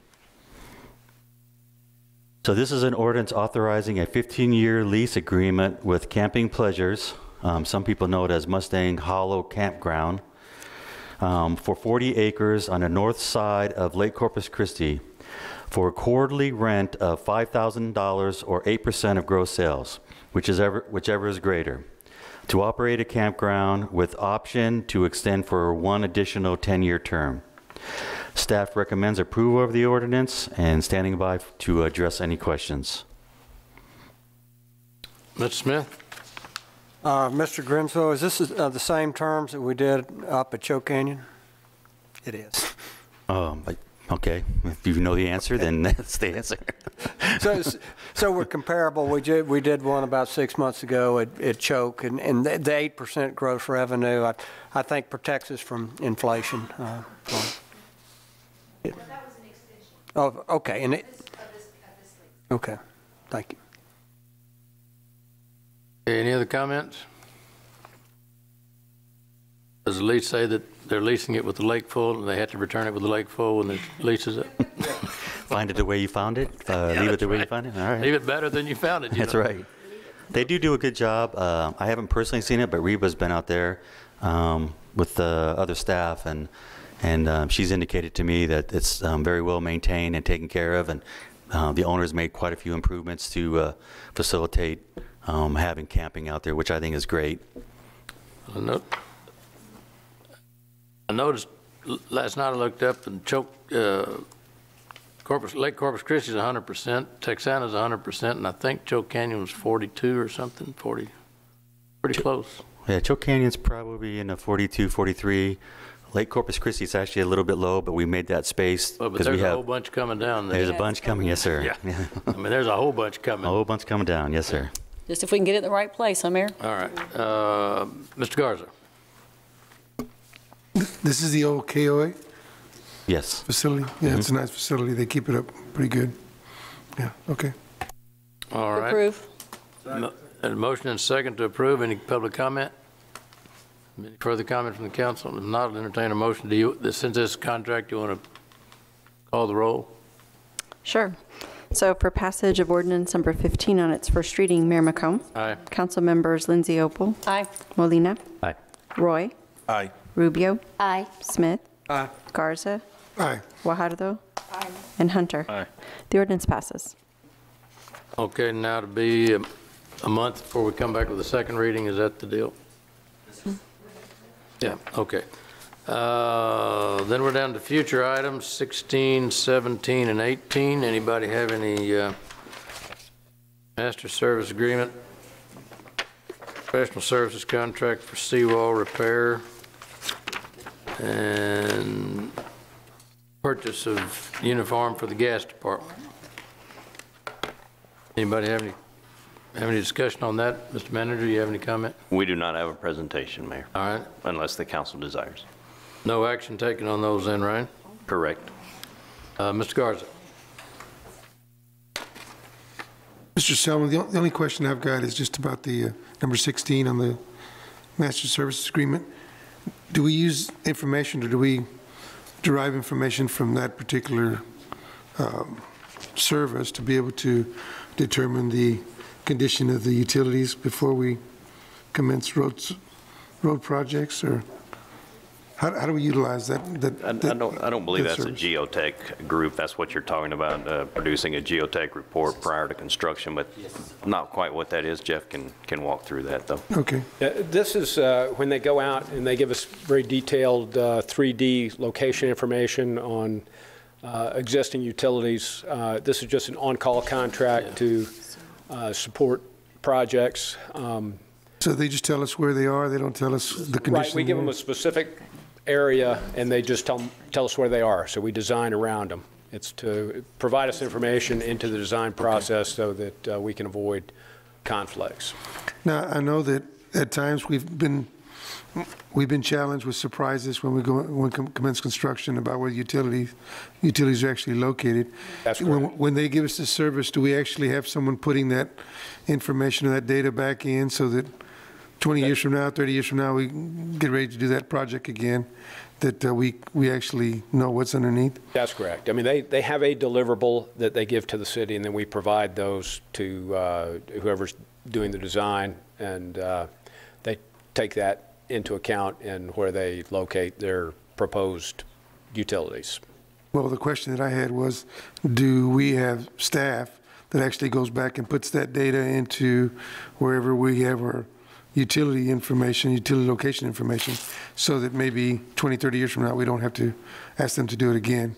We actually know where they're at. Well, we'll be sure whenever we do this that information is provided to the utility department. Okay, I mean, the idea is to be able to put it into some They vehicle. have a GIS department. Our GIS department? The utilities has their own GIS department. That might be a question for utilities, but we will certainly be sure they have any of Can we get that information? I don't know whether utilities or whether it's development services would actually be the keeper of that. I thought development services used to keep that information.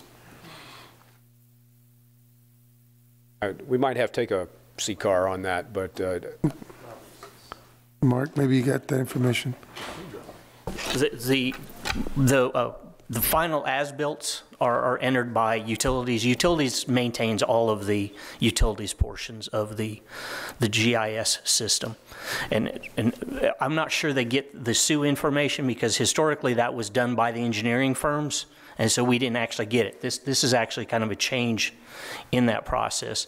But normally what we get is the as-built, and that we do make sure that we update the utilities to match what the as-built are saying, including when we find things in different locations. Okay, thank you. Any other comments on 16, 17, or 18? Not, then items 19 and 20 are executive sessions. So the council then will go into executive sessions on item 19 and 20 per the Texas Government Code section 551.071. And we shall return 1:15, maybe 1:45, or whenever. That'll be our goal, 1:45, 1:50.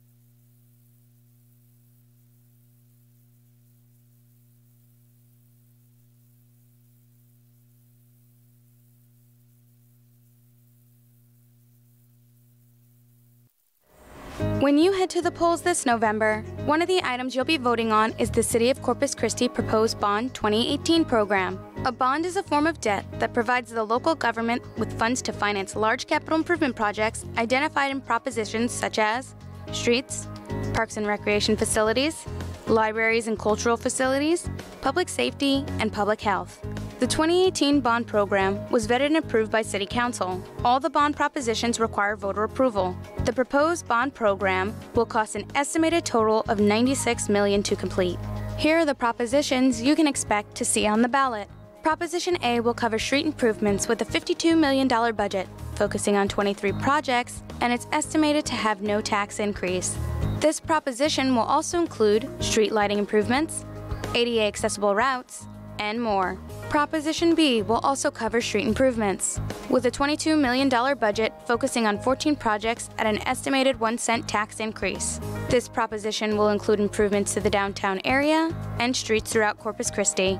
Your utility bill will be impacted by these two street propositions if approved. Proposition C will cover parks and recreation with a $5.6 million budget, focusing on 7 projects at an estimated 1/4 cent tax increase. This proposition will cover playground updates, senior center improvements, and other parks and recreation facilities. Proposition D will cover libraries and cultural facility improvements with a $3.9 million budget, focusing on 4 projects at an estimated 1/5 cent tax increase. Facilities that will see improvements are our local libraries, the Museum of Science and History, the Art Museum of South Texas, and the Historical Heritage Park. Proposition E will cover public safety with an $11.3 million budget, focusing on 7 projects at an estimated 1/2 cent tax increase. This proposition will cover police and fire improvement projects, including radio communication system upgrades and 16 fire stations. Proposition F will cover public health with a $1.1 million budget, focusing on 1 project and an estimated 1/20 cent tax increase. The project focused on will be renovations and improvements to the Health Department building. All project scopes, locations, and the costs are estimates based on information currently available and are subject to reasonable change based on new and refined information up to the time of completion. If all 6 propositions pass, there will be an estimated tax increase of 2 cents. The city issues bonds to help fund large-scale capital improvement projects and allow the city's operating budget to focus on annual and ongoing costs. Issuing bonds allows the city to invest in projects quickly and avoid deferred maintenance costs. For more information on the City of Corpus Christi Bond 2018 program, stop by City Hall and pick up a proposed Bond 2018 booklet, or visit www.cctexas.com. For information on voting dates and locations, visit www.nuoasisco.com.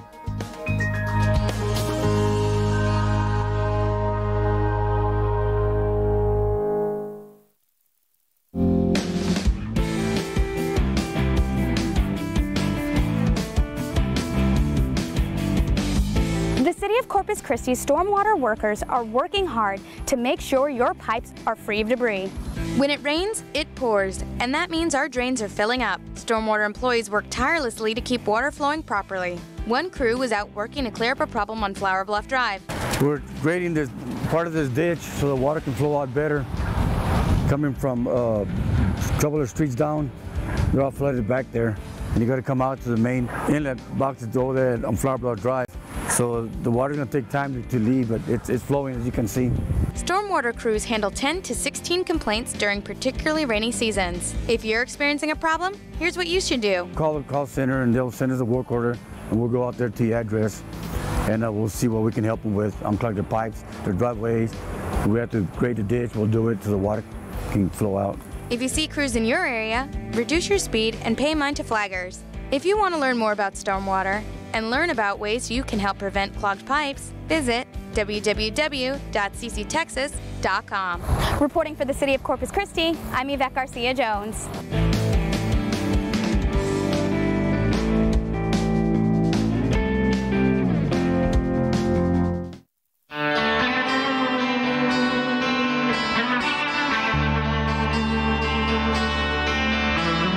The City of Corpus Christi has 2 municipal golf courses you should be taking advantage of.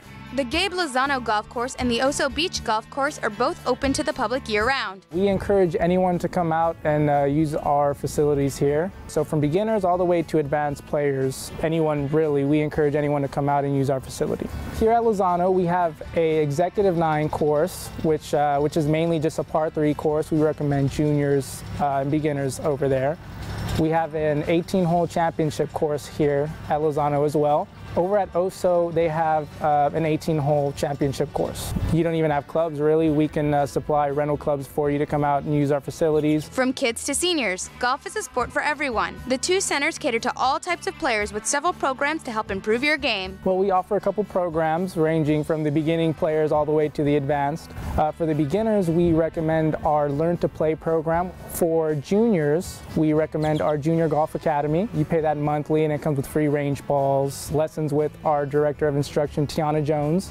And for our, I would say, advanced players and whoever wants to come out for lessons, I would recommend our Play Better Golf membership, which is you pay that once a year annually, and it comes with lessons with our Director of Instruction and a GIN handicap system.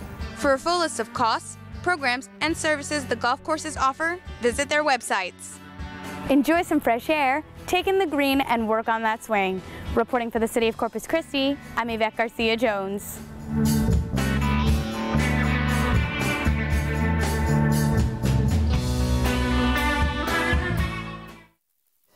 The city's Parks and Recreation Department has 2 full-service municipal golf courses available to the public at a cost. The Lozano Golf Center offers multiple courses ranging from 18 to 9 holes, has the only driving range in the area, a practice putting area, foot golf courses, a fully stocked pro shop, and snack bar. The Lozano Golf Center is an 18-hole championship golf course with a 9-hole executive golf course. There are Learn to Play programs and top-tier instructors. The Lozano Golf Course is home to the best practice facility in the city. The Lozano Golf Center is also the home to the Sundowner Golf League. The Sundowner is a widely popular 9-hole scramble that takes place every Wednesday night. The second course, the Oso Beach Golf Course, offers an 18-hole regulation course, a fully stocked pro shop, a championship practice green, and a snack bar. Oso Beach is also the home to Monday Night Madness, a golf league every Monday night. Hitting the green before or after work has never been easier.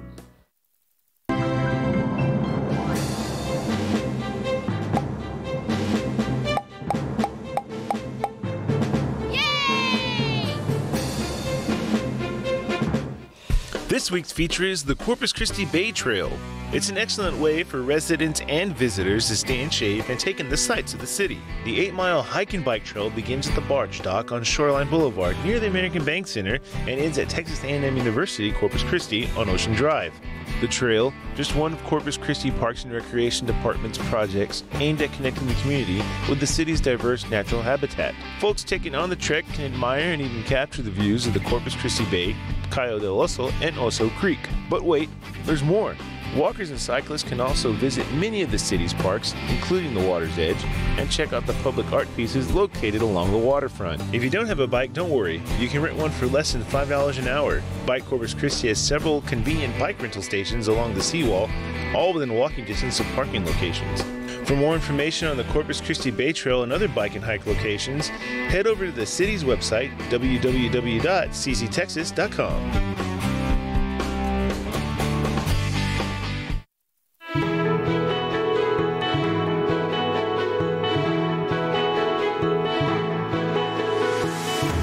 Engineering Services celebrated its latest completed project, the NAS Vehicle Inspection Area. Engineering Services hosted a ribbon cutting for the completed Naval Air Station Corpus Christi Commercial Vehicle Inspection Area at the South Gate. This project is going to ease that congestion because it's going to allow those big transport commercial vehicles to offload prior to the entrance to that one single point of entry. The $1.1 million staging area includes a new concrete drive and parking area that allows up to 10 18-wheel trucks to be inspected before entering the base. The project also includes lighting, security fencing, and a new bridge to provide secure and separate access onto the base. An entrance point like this is crucial. It helps with the efficiency of getting people on and off.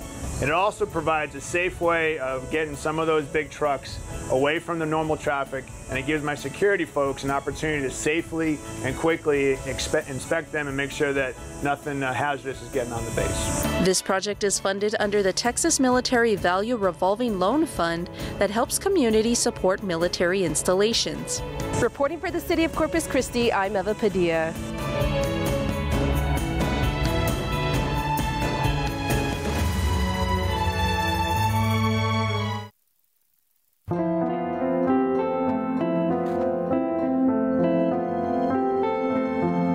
Hurricane Harvey slammed into the coastal bend 1 year ago.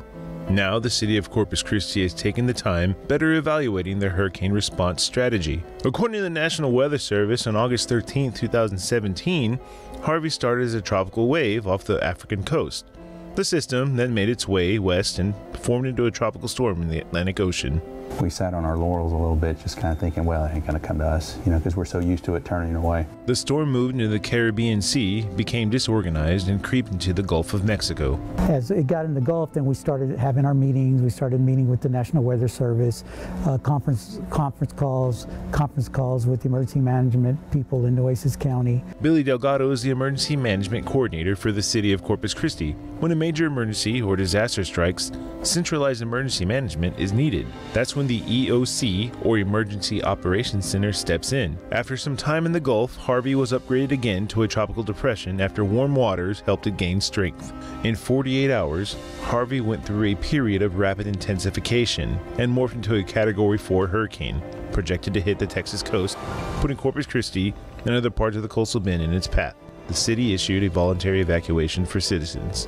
The EOC began assisted evacuations, and a day later, the morning of August 25th, the EOC fully activated. As a Category 4 hurricane, Harvey made landfall between Port Aransas and Port O'Connor around 10 that night. Hurricane Harvey is a hurricane that kind of caught us by surprise, I think. The quickness of the storm, that was, it intensified so quick. When activated, the Office of Emergency Management staff and representatives from city and non-city organizations are assigned different responsibilities. We have the plans.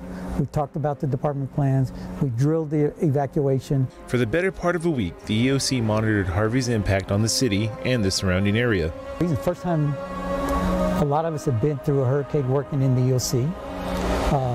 Staff had family members. Staff had family out, in Corpus Christi. Gabriel Ramirez is the Assistant Director of Water Quality. He, along with other utilities employees, posted up at the Owen Stevens plant in Cow Island, maintaining the city's water supply. Everything was working good until there was a power glitch, so we lost power to a lot of our water quality instruments in the field. Without power, crews couldn't properly monitor the water quality in the system. The only other way to do so was by sending employees in the field and checking it manually. And with hurricane-force winds, that was not an option. Since we lost the communication with our SCADA system to the distribution system during that time, we had to do a precautionary boil water notice. When storm conditions settled, workers collected and tested water samples and made sure there was no bacteria growth. And there wasn't. And we didn't think there would be, but as a precaution, we went ahead and issued the notice. The boil water notice lasted about 24 hours. The hurricane-force winds left their mark on the city, destroying trees, blowing down power poles, and ripping apart fences. The city immediately began their recovery. We were very fortunate that we had a pre-approved debris disaster management plan by FEMA. The plan served as a guidance document and calls for action before a hurricane makes landfall. 3 days before the storm's arrival, contractors from as far as Florida prepared to help clean storm damage. The department strategically placed brush trucks in different parts of the city, making it easier to clean up debris after the storm passed through. Once Harvey cleared the area, contractors teamed up with the solid waste department and worked different schedules, picking up the destruction left behind. We had over 600,000 yards of brush debris that we collected in 93 days. McCloskey says because they used FEMA's plan, he's confident the city will receive a better reimbursement of funds used for recovery. According to the National Weather Service, the city experienced the force of a Category 1 hurricane. The Corpus Christi International Airport recorded a 63-mile-per-hour gust before it went offline, and the Victoria Remote Weather Station had a peak gust of 83 miles per hour. We were very fortunate. You can stand at Cole Park and look across the bay and see Port Aransas, and then what I saw at Port Aransas after Hurricane Harvey made its pass through was just, we were very fortunate that we were not impacted that way. We feel for our partners down the road. You look at 40 miles. 40 miles could have hit us.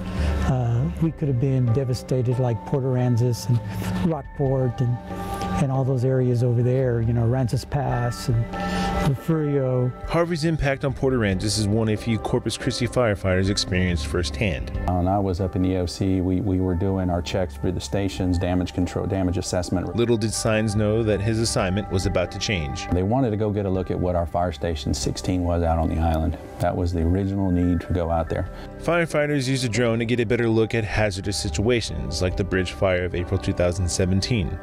It sustained some damage. It wasn't totally torn apart. And you kind of thought, well, let me just run a little bit further, see how far, was there any greater impact? This curiosity gave 3 firefighters their next challenge. Nobody had heard from Port Aransas by phone, by computer, anything, so we didn't know if there was still a Port Aransas. It was utter chaos, destruction that I've never seen locally here before. After seeing the carnage left behind by the storm, the Corpus Christi Fire Department reached out to Port A's city officials and offered assistance. And they were like, man, we're glad you're here. He's like, what do you mean? They're like, we need your help. Signs, along with Tony Pettis and Jim DeVisser, spent the next 5 days serving as emergency coordinators and assisted Port Aransas in their recovery. It usually takes a huge team of people to run an incident this huge. This was something that had not been seen, at least in my lifetime or my career here with the fire department, that 3 people actually sat there and figured out the plan, coordinated with the state, coordinated with the locals, try to get as much as we could done. We were just ad-libbing. We're just off the cuff. The 3 helped overcome several obstacles, including restoring power to the city, getting in contact with state officials, and even helping distribute food and clothing donations. The National Weather Service recorded wind speeds of 133 miles per hour in Port Aransas.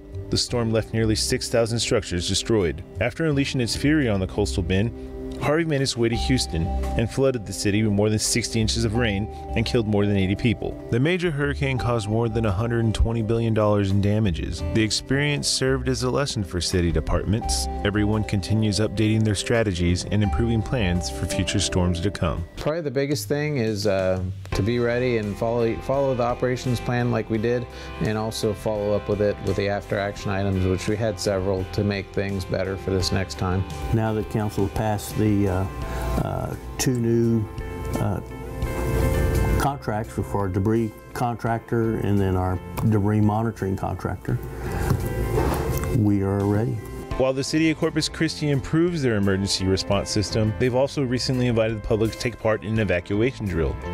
When you talk about Harvey, and it's emotional. I mean, it was, you don't realize at the time, because you're working and you're busy and you're constantly doing something, but then you sit down and have time to reflect on what we did and what we accomplished, and we were able to do our job as a city to help the citizens of Corpus Christi. Hurricane preparedness cannot be stressed enough. Don't wait until the last minute. Now is the time to get prepared. The city's website, cctexas.com, is filled with tips on how to prepare for a hurricane.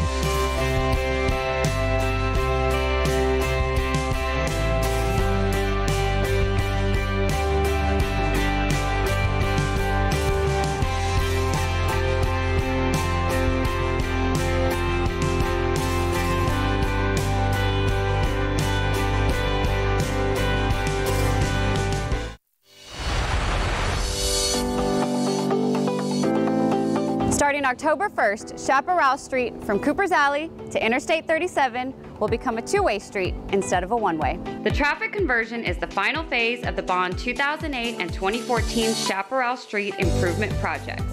Parking and driving patterns will change with the new two-way conversion.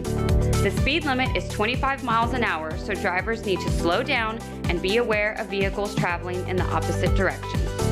For improved safety and traffic flow, all 18-wheel truck traffic is advised to avoid the Chaparral two-way traffic flow corridor, since turning movements will be limited. Additionally, delivery trucks will not be allowed to stop along the street. Motorists will also notice more parallel parking on Chaparral. Construction on Chaparral was completed in two phases. In Phase 1 and 2 of the Bond 2008 and 2014 Chaparral Street improvement projects, Chaparral received a full reconstruction from William Street to Taylor Street, which included upgraded underground utilities, new pavement, widened sidewalks, street lights, and landscaping. Pavement overlay improvements on Chaparral from Cooper's Alley to William Street and from Taylor to IH-37 were included as part of the Bond 2014 project. The two-way traffic conversion will enhance commercial activity and the pedestrian environment in our city's downtown area. For the City of Corpus Christi, I'm Michelle Villarreal-Leshper.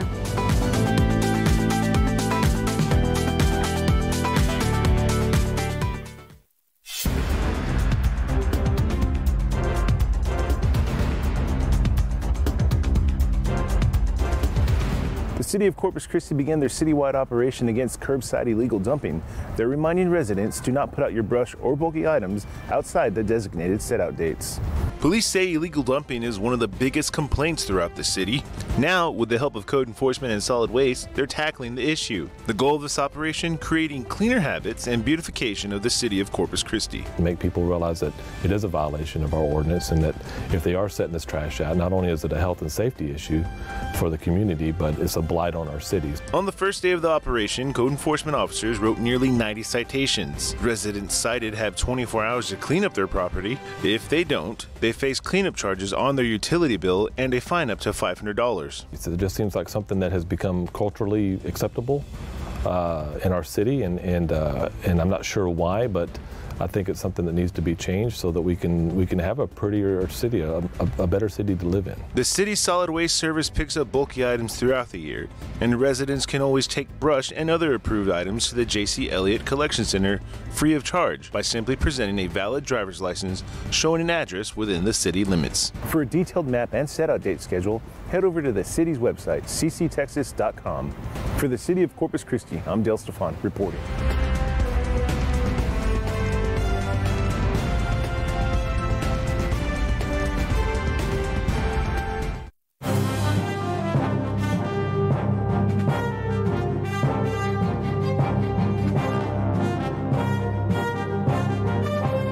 Hello, Corpus Christi. I'm Michelle Villarreal-Leshper. Thank you for joining us for our monthly engineering update. This month, we have a street improvement project in its final stages and a park project gearing up for construction. To start, the Bond 2012 Prop 1 Alameda Street Improvement Project from Ayers Street to Louisiana Avenue is nearing completion and scheduled to be open for traffic by the end of the month. Improvements to this new road included a full-depth reconstruction, concrete bus pads, curb and gutter, sidewalks, ADA ramps, cycle tracks, and pavement markings. The street project also included underground utility upgrades of new stormwater, wastewater, water, and gas lines. We recommend you be alert when driving on this new stretch of Alameda Street from Louisiana to Cole because it's now a 3-lane instead of 4. The reduced 3-lane configuration accommodates traffic volume and bike facilities. The rest of the project from Cole Street to 6 Points will remain 4 lanes with on-street parking, a raised median center, and lighting. Next, we have Phase 3 of the Shannon Hike and Bike Trail project that extends from Saratoga Boulevard to Killarnett Drive and connects to Phases 1 and 2 of the trail that start at Yorktown Boulevard.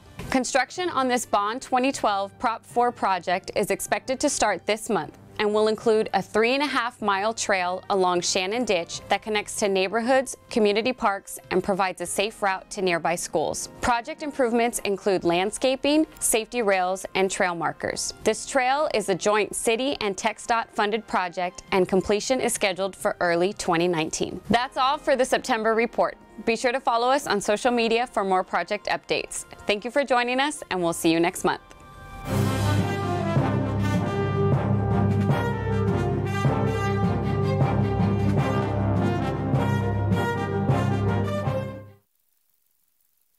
It used to fit you to a T, but you wore it so often, it's now faded and frayed. Meet Well-Worn Walter, also known as the Torn and Tattered T-shirt. Clothing is not recyclable. That's why Well-Worn Walter is on the laundry list of unwanted items in the blue recycling bin. Donate or repurpose your old clothes. Remember to recycle right, Corpus Christi.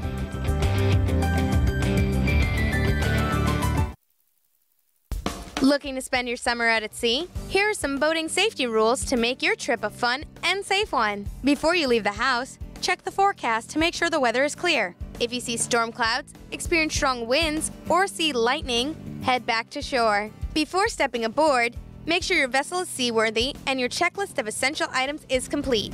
Always wear your life jacket anytime you step aboard a sea vessel. Know the area you're boating in while operating at a safe speed and follow the rules of the road. If you're at the Corpus Christi Marina, you can pick up a free brochure on boating safety tips at the office and speak with Marina staff if you have any questions. For more information, visit our website, www.cctexas.com. Pay your utility bill or report a pothole right at your fingertips. Download the new City of Corpus Christi mobile app with easy access to report and track your city services. Open the app, select your request, tell us about it, and click Submit. It's that easy. Also, check out recent city job openings, connect with us on social media, and see the latest flight information. It's a free and fast way to connect with the city. Visit the App Store or Google Play to download today. For more information, visit cctexas.com/mobile app. Part of our job description is it's not only about driving, it's about, safety and customer service.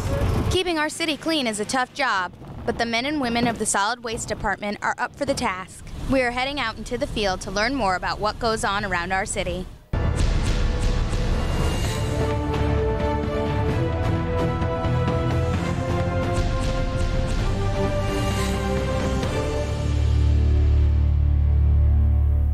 The day for a refuge collector begins at 7:30 a.m. This particular morning, a staff member from the Risk Management Division dropped in for a brief training session. All right, morning everyone. Good morning, Mr. John.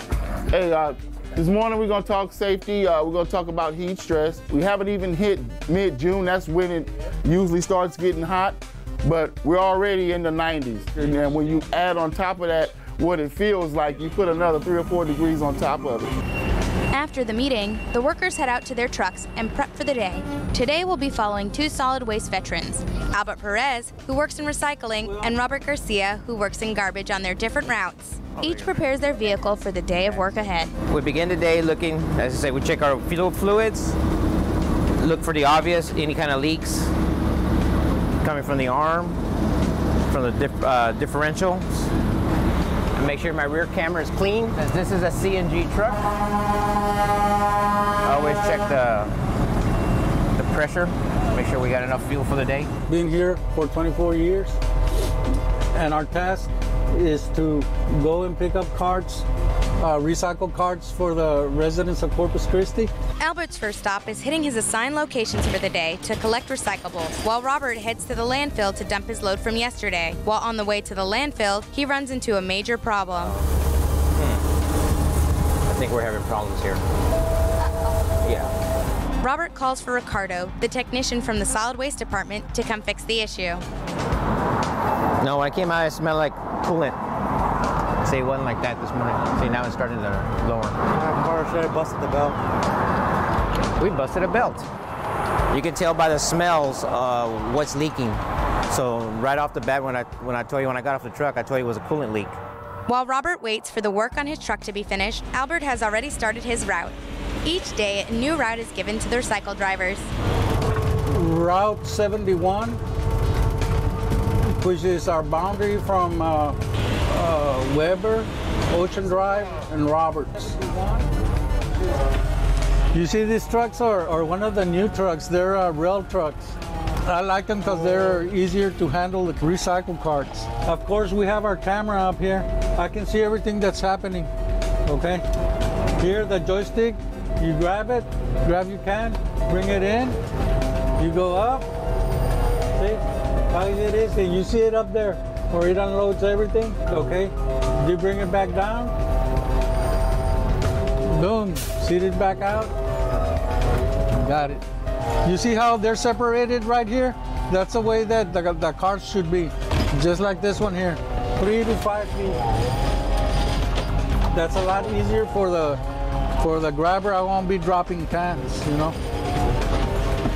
See that? That works pretty good. While most cans are good, occasionally refuse collectors must get out of their vehicle for varying reasons. I guess you see our tags. You see? 3 feet away from garbage carts. Okay? So you tag it, you put it out the 3 feet. Due to wear and tear, our refuse trucks and drivers are often delayed on their collection routes while the solid waste fleet mechanic works on the truck in the field. Once Robert's problem is fixed, he heads to the landfill to drop off and hit the road to take care of his route. We work 5 days a week, so therefore the city's divided into 5 different sections. Those areas are divided up among maybe about 20 different routes, maybe 22, the very most. So we do have our map book. As you can see, the highlighted areas are our areas of responsibility for every different driver every day. Today we're on Route 76. As you can see, it's cracked. This is the problem that we have, is when they're cracked, they get caught onto the rubber strap, or sometimes they get caught onto the ends here and get caught onto the bolts. It makes it difficult to release. So what I'm gonna do is base it to where it won't catch the crack, and then all I can do is tag it and remind them that they can call for a replacement. So I hope it all falls in and it won't fly away by balloon. Okay, now what we do for ADAs, we look at our list, and I have to write down the time that's collected, which is 10:32.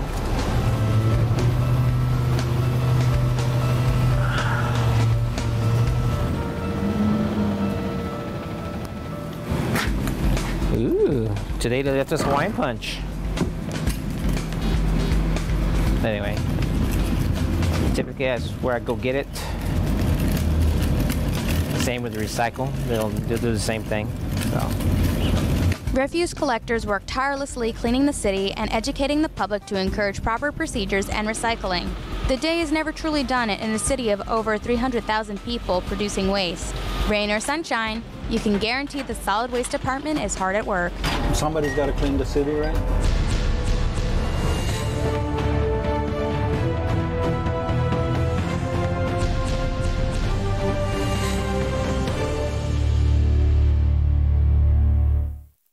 The City of Corpus Christi Gas Department's Natural Advantage Home Rebate Program gives new and existing homeowners a chance at getting up to $750 in rebates. To qualify, applicants need a gas utility account with the city and a gas department inspection. Appliances must be installed and operational, and all rebate requests must be submitted within 6 months of installation. Be sure to keep your receipts for all gas line installations and appliance purchases. This program cannot be used with other programs like the Natural Gas Home Builder Rebate Program. For more information, call the Gas Department at 361-885-6910 or head over to the city's website, www.cctexas.com.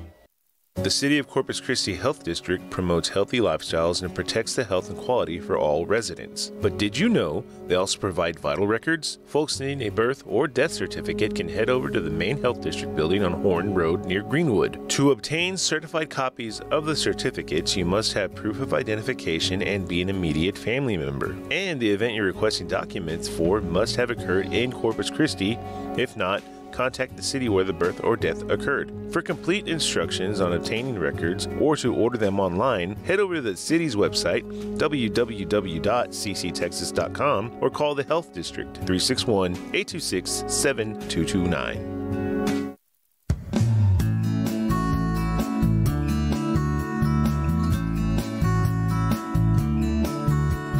When an emergency happens, the Emergency Operations Center is ready to respond.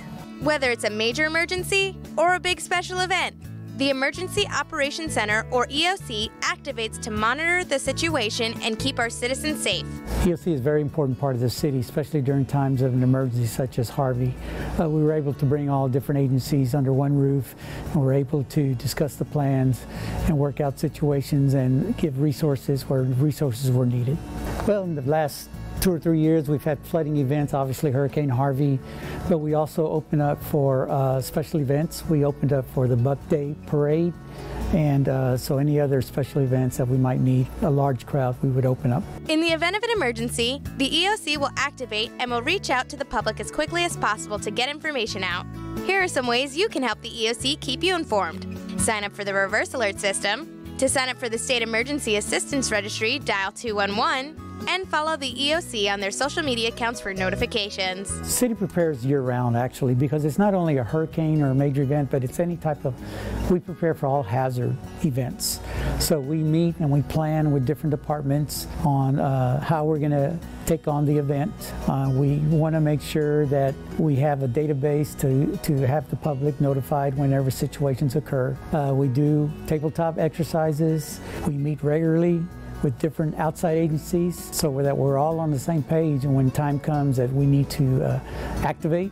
So the city, we like to take a proactive instead of reactive approach. We plan for a worst case scenario, but hope for the best case scenario. For more information and to learn how to prepare your family for an emergency, visit our website, www.cctexas.com. Reporting for the City of Corpus Christi, I'm Yvette Garcia-Jones.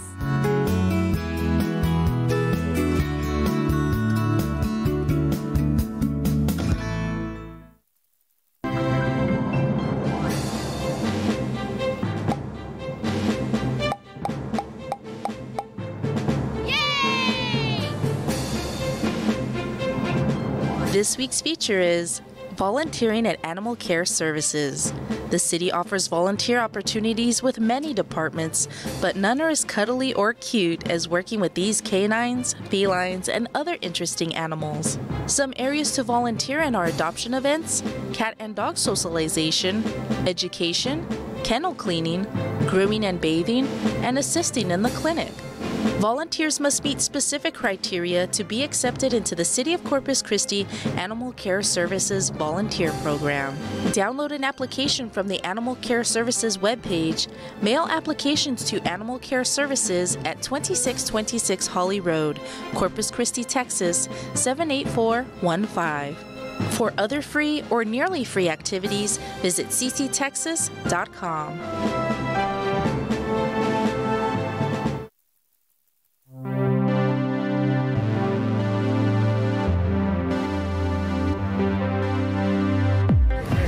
The City of Corpus Christi's Police Department, Code Enforcement, and the Texas National Guard are teaming up to demolish old and dilapidated structures in our neighborhoods.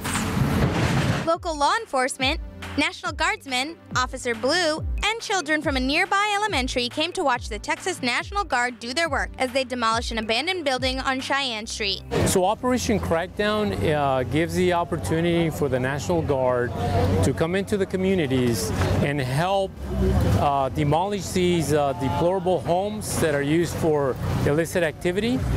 This demolition is one of 20 that will take place in our city to rid neighborhoods of criminal activity and structural eyesores. So it's great for the city, it's great for the community, especially when you have an elementary school like we have here in this case. Right across the street, there's this home.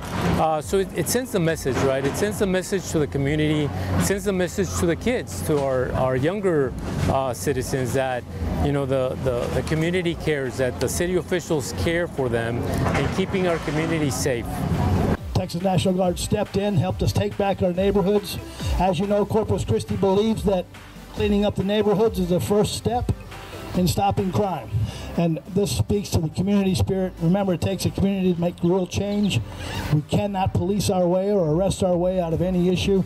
We need other resources to make things happen. If you spot an old dilapidated home in your neighborhood, report it to 361-826-2489 or visit our website, www.cctexas.com. Reporting for the City of Corpus Christi, I'm Yvette Garcia-Jones.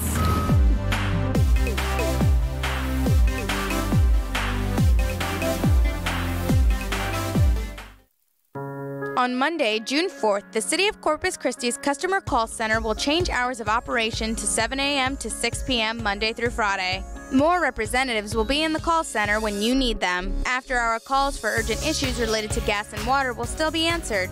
Please dial 911 for emergency assistance. From 7 a.m. to 6 p.m., give us a call at 826-CITY. That's 826-2489. We're here to help. Good news, Corpus Christi. Many residents will soon see increased water pressure. Thanks to water system improvements, water pressure is expected to improve, especially in northwest and south side Corpus Christi. With increased water pressure, even small leaks can become big problems. Check your property and fix any water leaks now before water and your money go down the drain. For more information, visit us at www.cctexas.com/water-pressure. Hi, my name is Jesus Solis, traffic investigator for Corpus Christi Police Department. About every 20 minutes in Texas, someone is hurt or killed in a crash involving alcohol. In March 2017, there were 50 crash-related DWIs and 4 fatalities in Corpus Christi. In Texas, a person is legally intoxicated at 0.08 breath alcohol concentration, or BAC. A person is also intoxicated if impaired due to alcohol or other drugs, regardless of BAC. Drivers under the influence could face up to $17,000 in fines, fees, jail time, and could lose their driver's license. Think twice before you drink and drive. Whether you're the driver or passenger, you could be fined up to $500 for having an open container in a vehicle. Remember, it's illegal to consume any amount of alcohol if you're under the age of 21. Don't drink and drive. Plan ahead for a sober ride. Here's how you can stay safe if you have too much to drink. Designate a driver, call a cab, or spend the night where you are. Stay sober and safe, Corpus Christi. Don't drink and drive. Have you ever wanted to help the city find solutions to problems in our community but don't know how? Look no further. You can volunteer on one of the city's many boards, committees, and commissions that help grow Corpus Christi. Each commission is comprised of citizen volunteers who have a passion for helping our city continue to grow. The City Council can't handle every issue from beginning to end, so that's where the boards, committees, and commissions come in. They focus on specific issues and help to regulate and manage city programs with their advice and expertise. Applicants must be residents in Corpus Christi when they apply and throughout their term. Being a city volunteer takes a lot of time and commitment, but you'll be playing a pivotal role in shaping the future of Corpus Christi. To apply, check out our website, www.cctexas.com.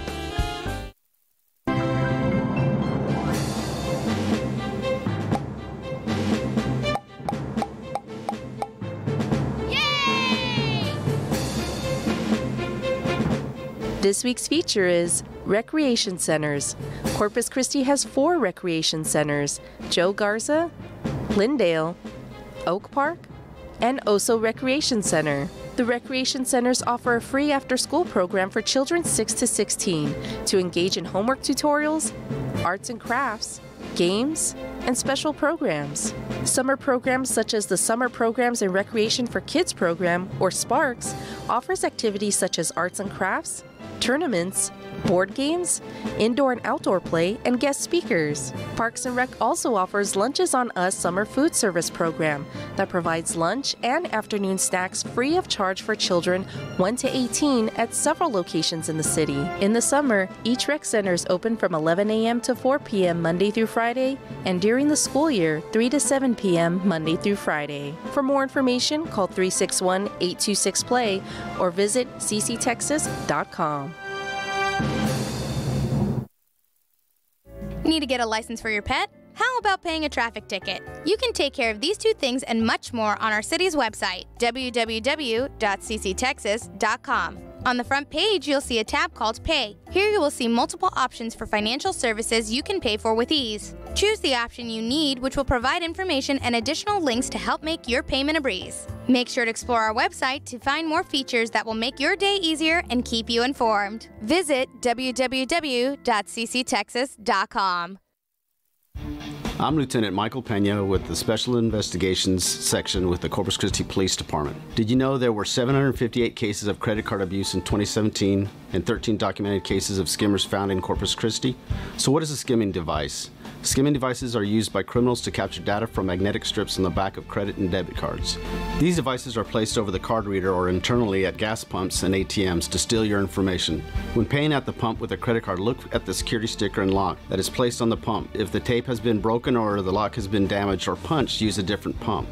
Here are some ways to help protect yourself from being the victim. Pay with cash. Use a prepaid loadable card. Pay inside at the register. When using your PIN number, cover the pad with your hand to protect your PIN from prying eyes and pinhole cameras. Also, monitor your accounts frequently to spot unauthorized purchases. Once fraud has been detected, contact your financial institution immediately. For more information, call the CCPD Crime Prevention Unit at 886-2768.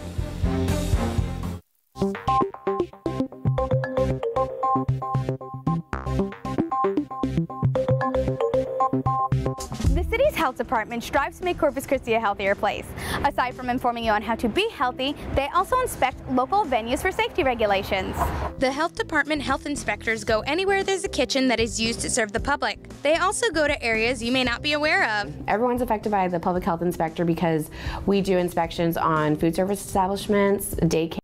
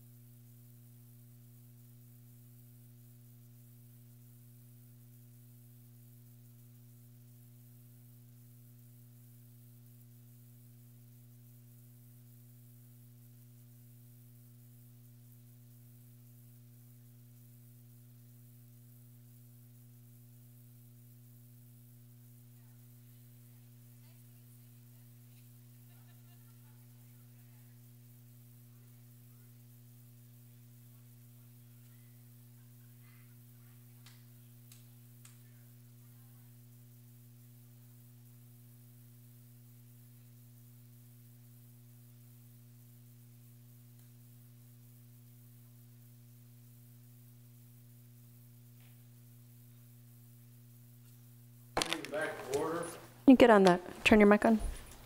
We'll call the meeting back to order, and we've completed discussion on items 19 and 20. I think on number 20, there's no action required or anything like that, right? And number 19, Mr. Isley, you want to make comment on number 19?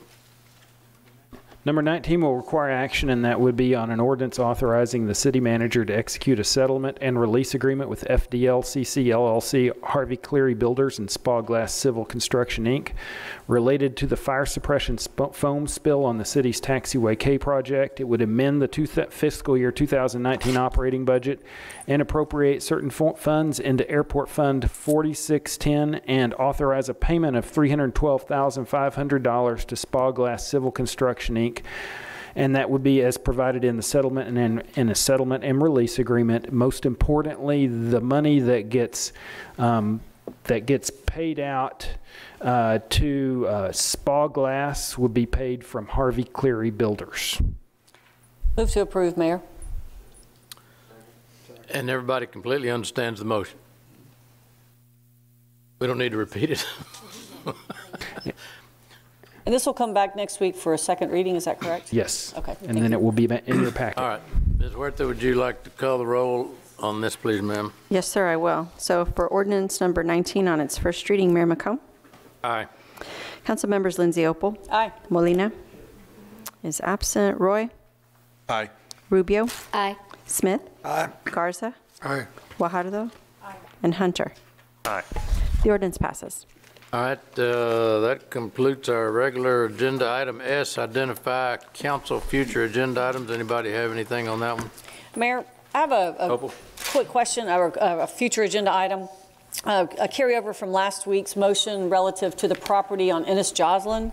I had the opportunity to visit with Tom Mundell, who is the Vice President of Institutional Advancement for A&M Corpus Christi. And it seems like that they had some conversations in the past, and of course we've changed staff quite a bit in the last couple of years. And I just want to make sure that Mr. Mundell is put on the list for that property. I'm not sure if it's going to come back when we select a broker for that property. But Mr. Mundell and Texas A&M University Corpus Christi, they're very interested in that piece of property specifically, and perhaps the other piece as well. His number is 825-3320. So whatever that moves forward in that, there's certainly an interest to continue the growth of the university along near their existing alumni center. Thank you.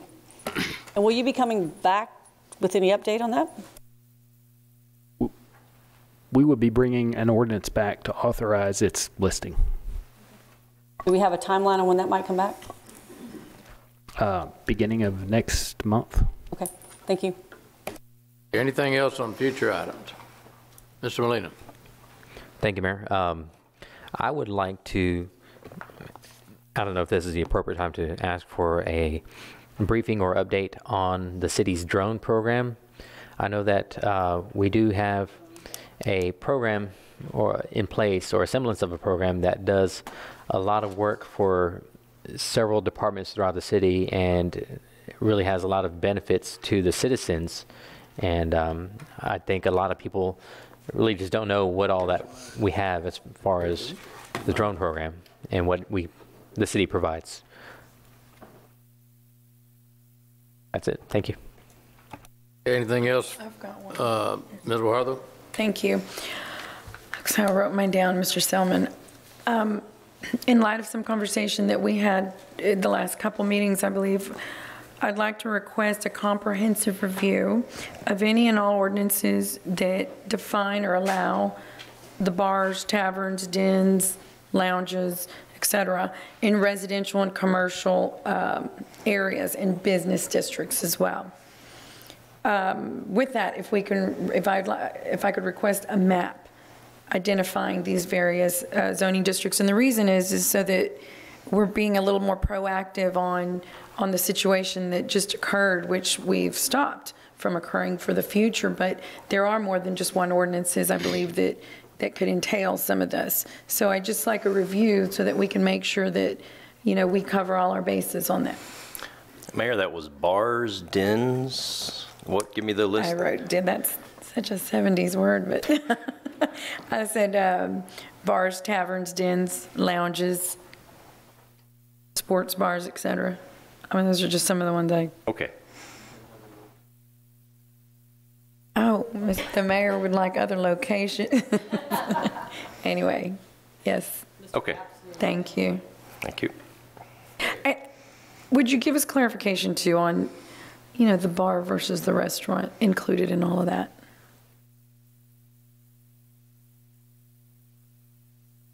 Thank you, Mayor. I just want to add, Councilman Molinas, we were talking a second ago, we would like to see all the drones, so both submerged and aerial drones, if we can, kind of an update on what they do in our piping systems also. If it's applicable, if not, we could do it at a different time. Just wanted to add that there. Thank you.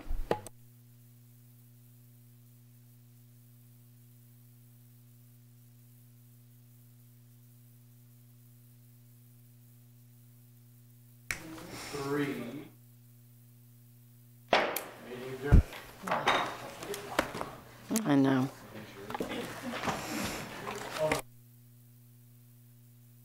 $2:07.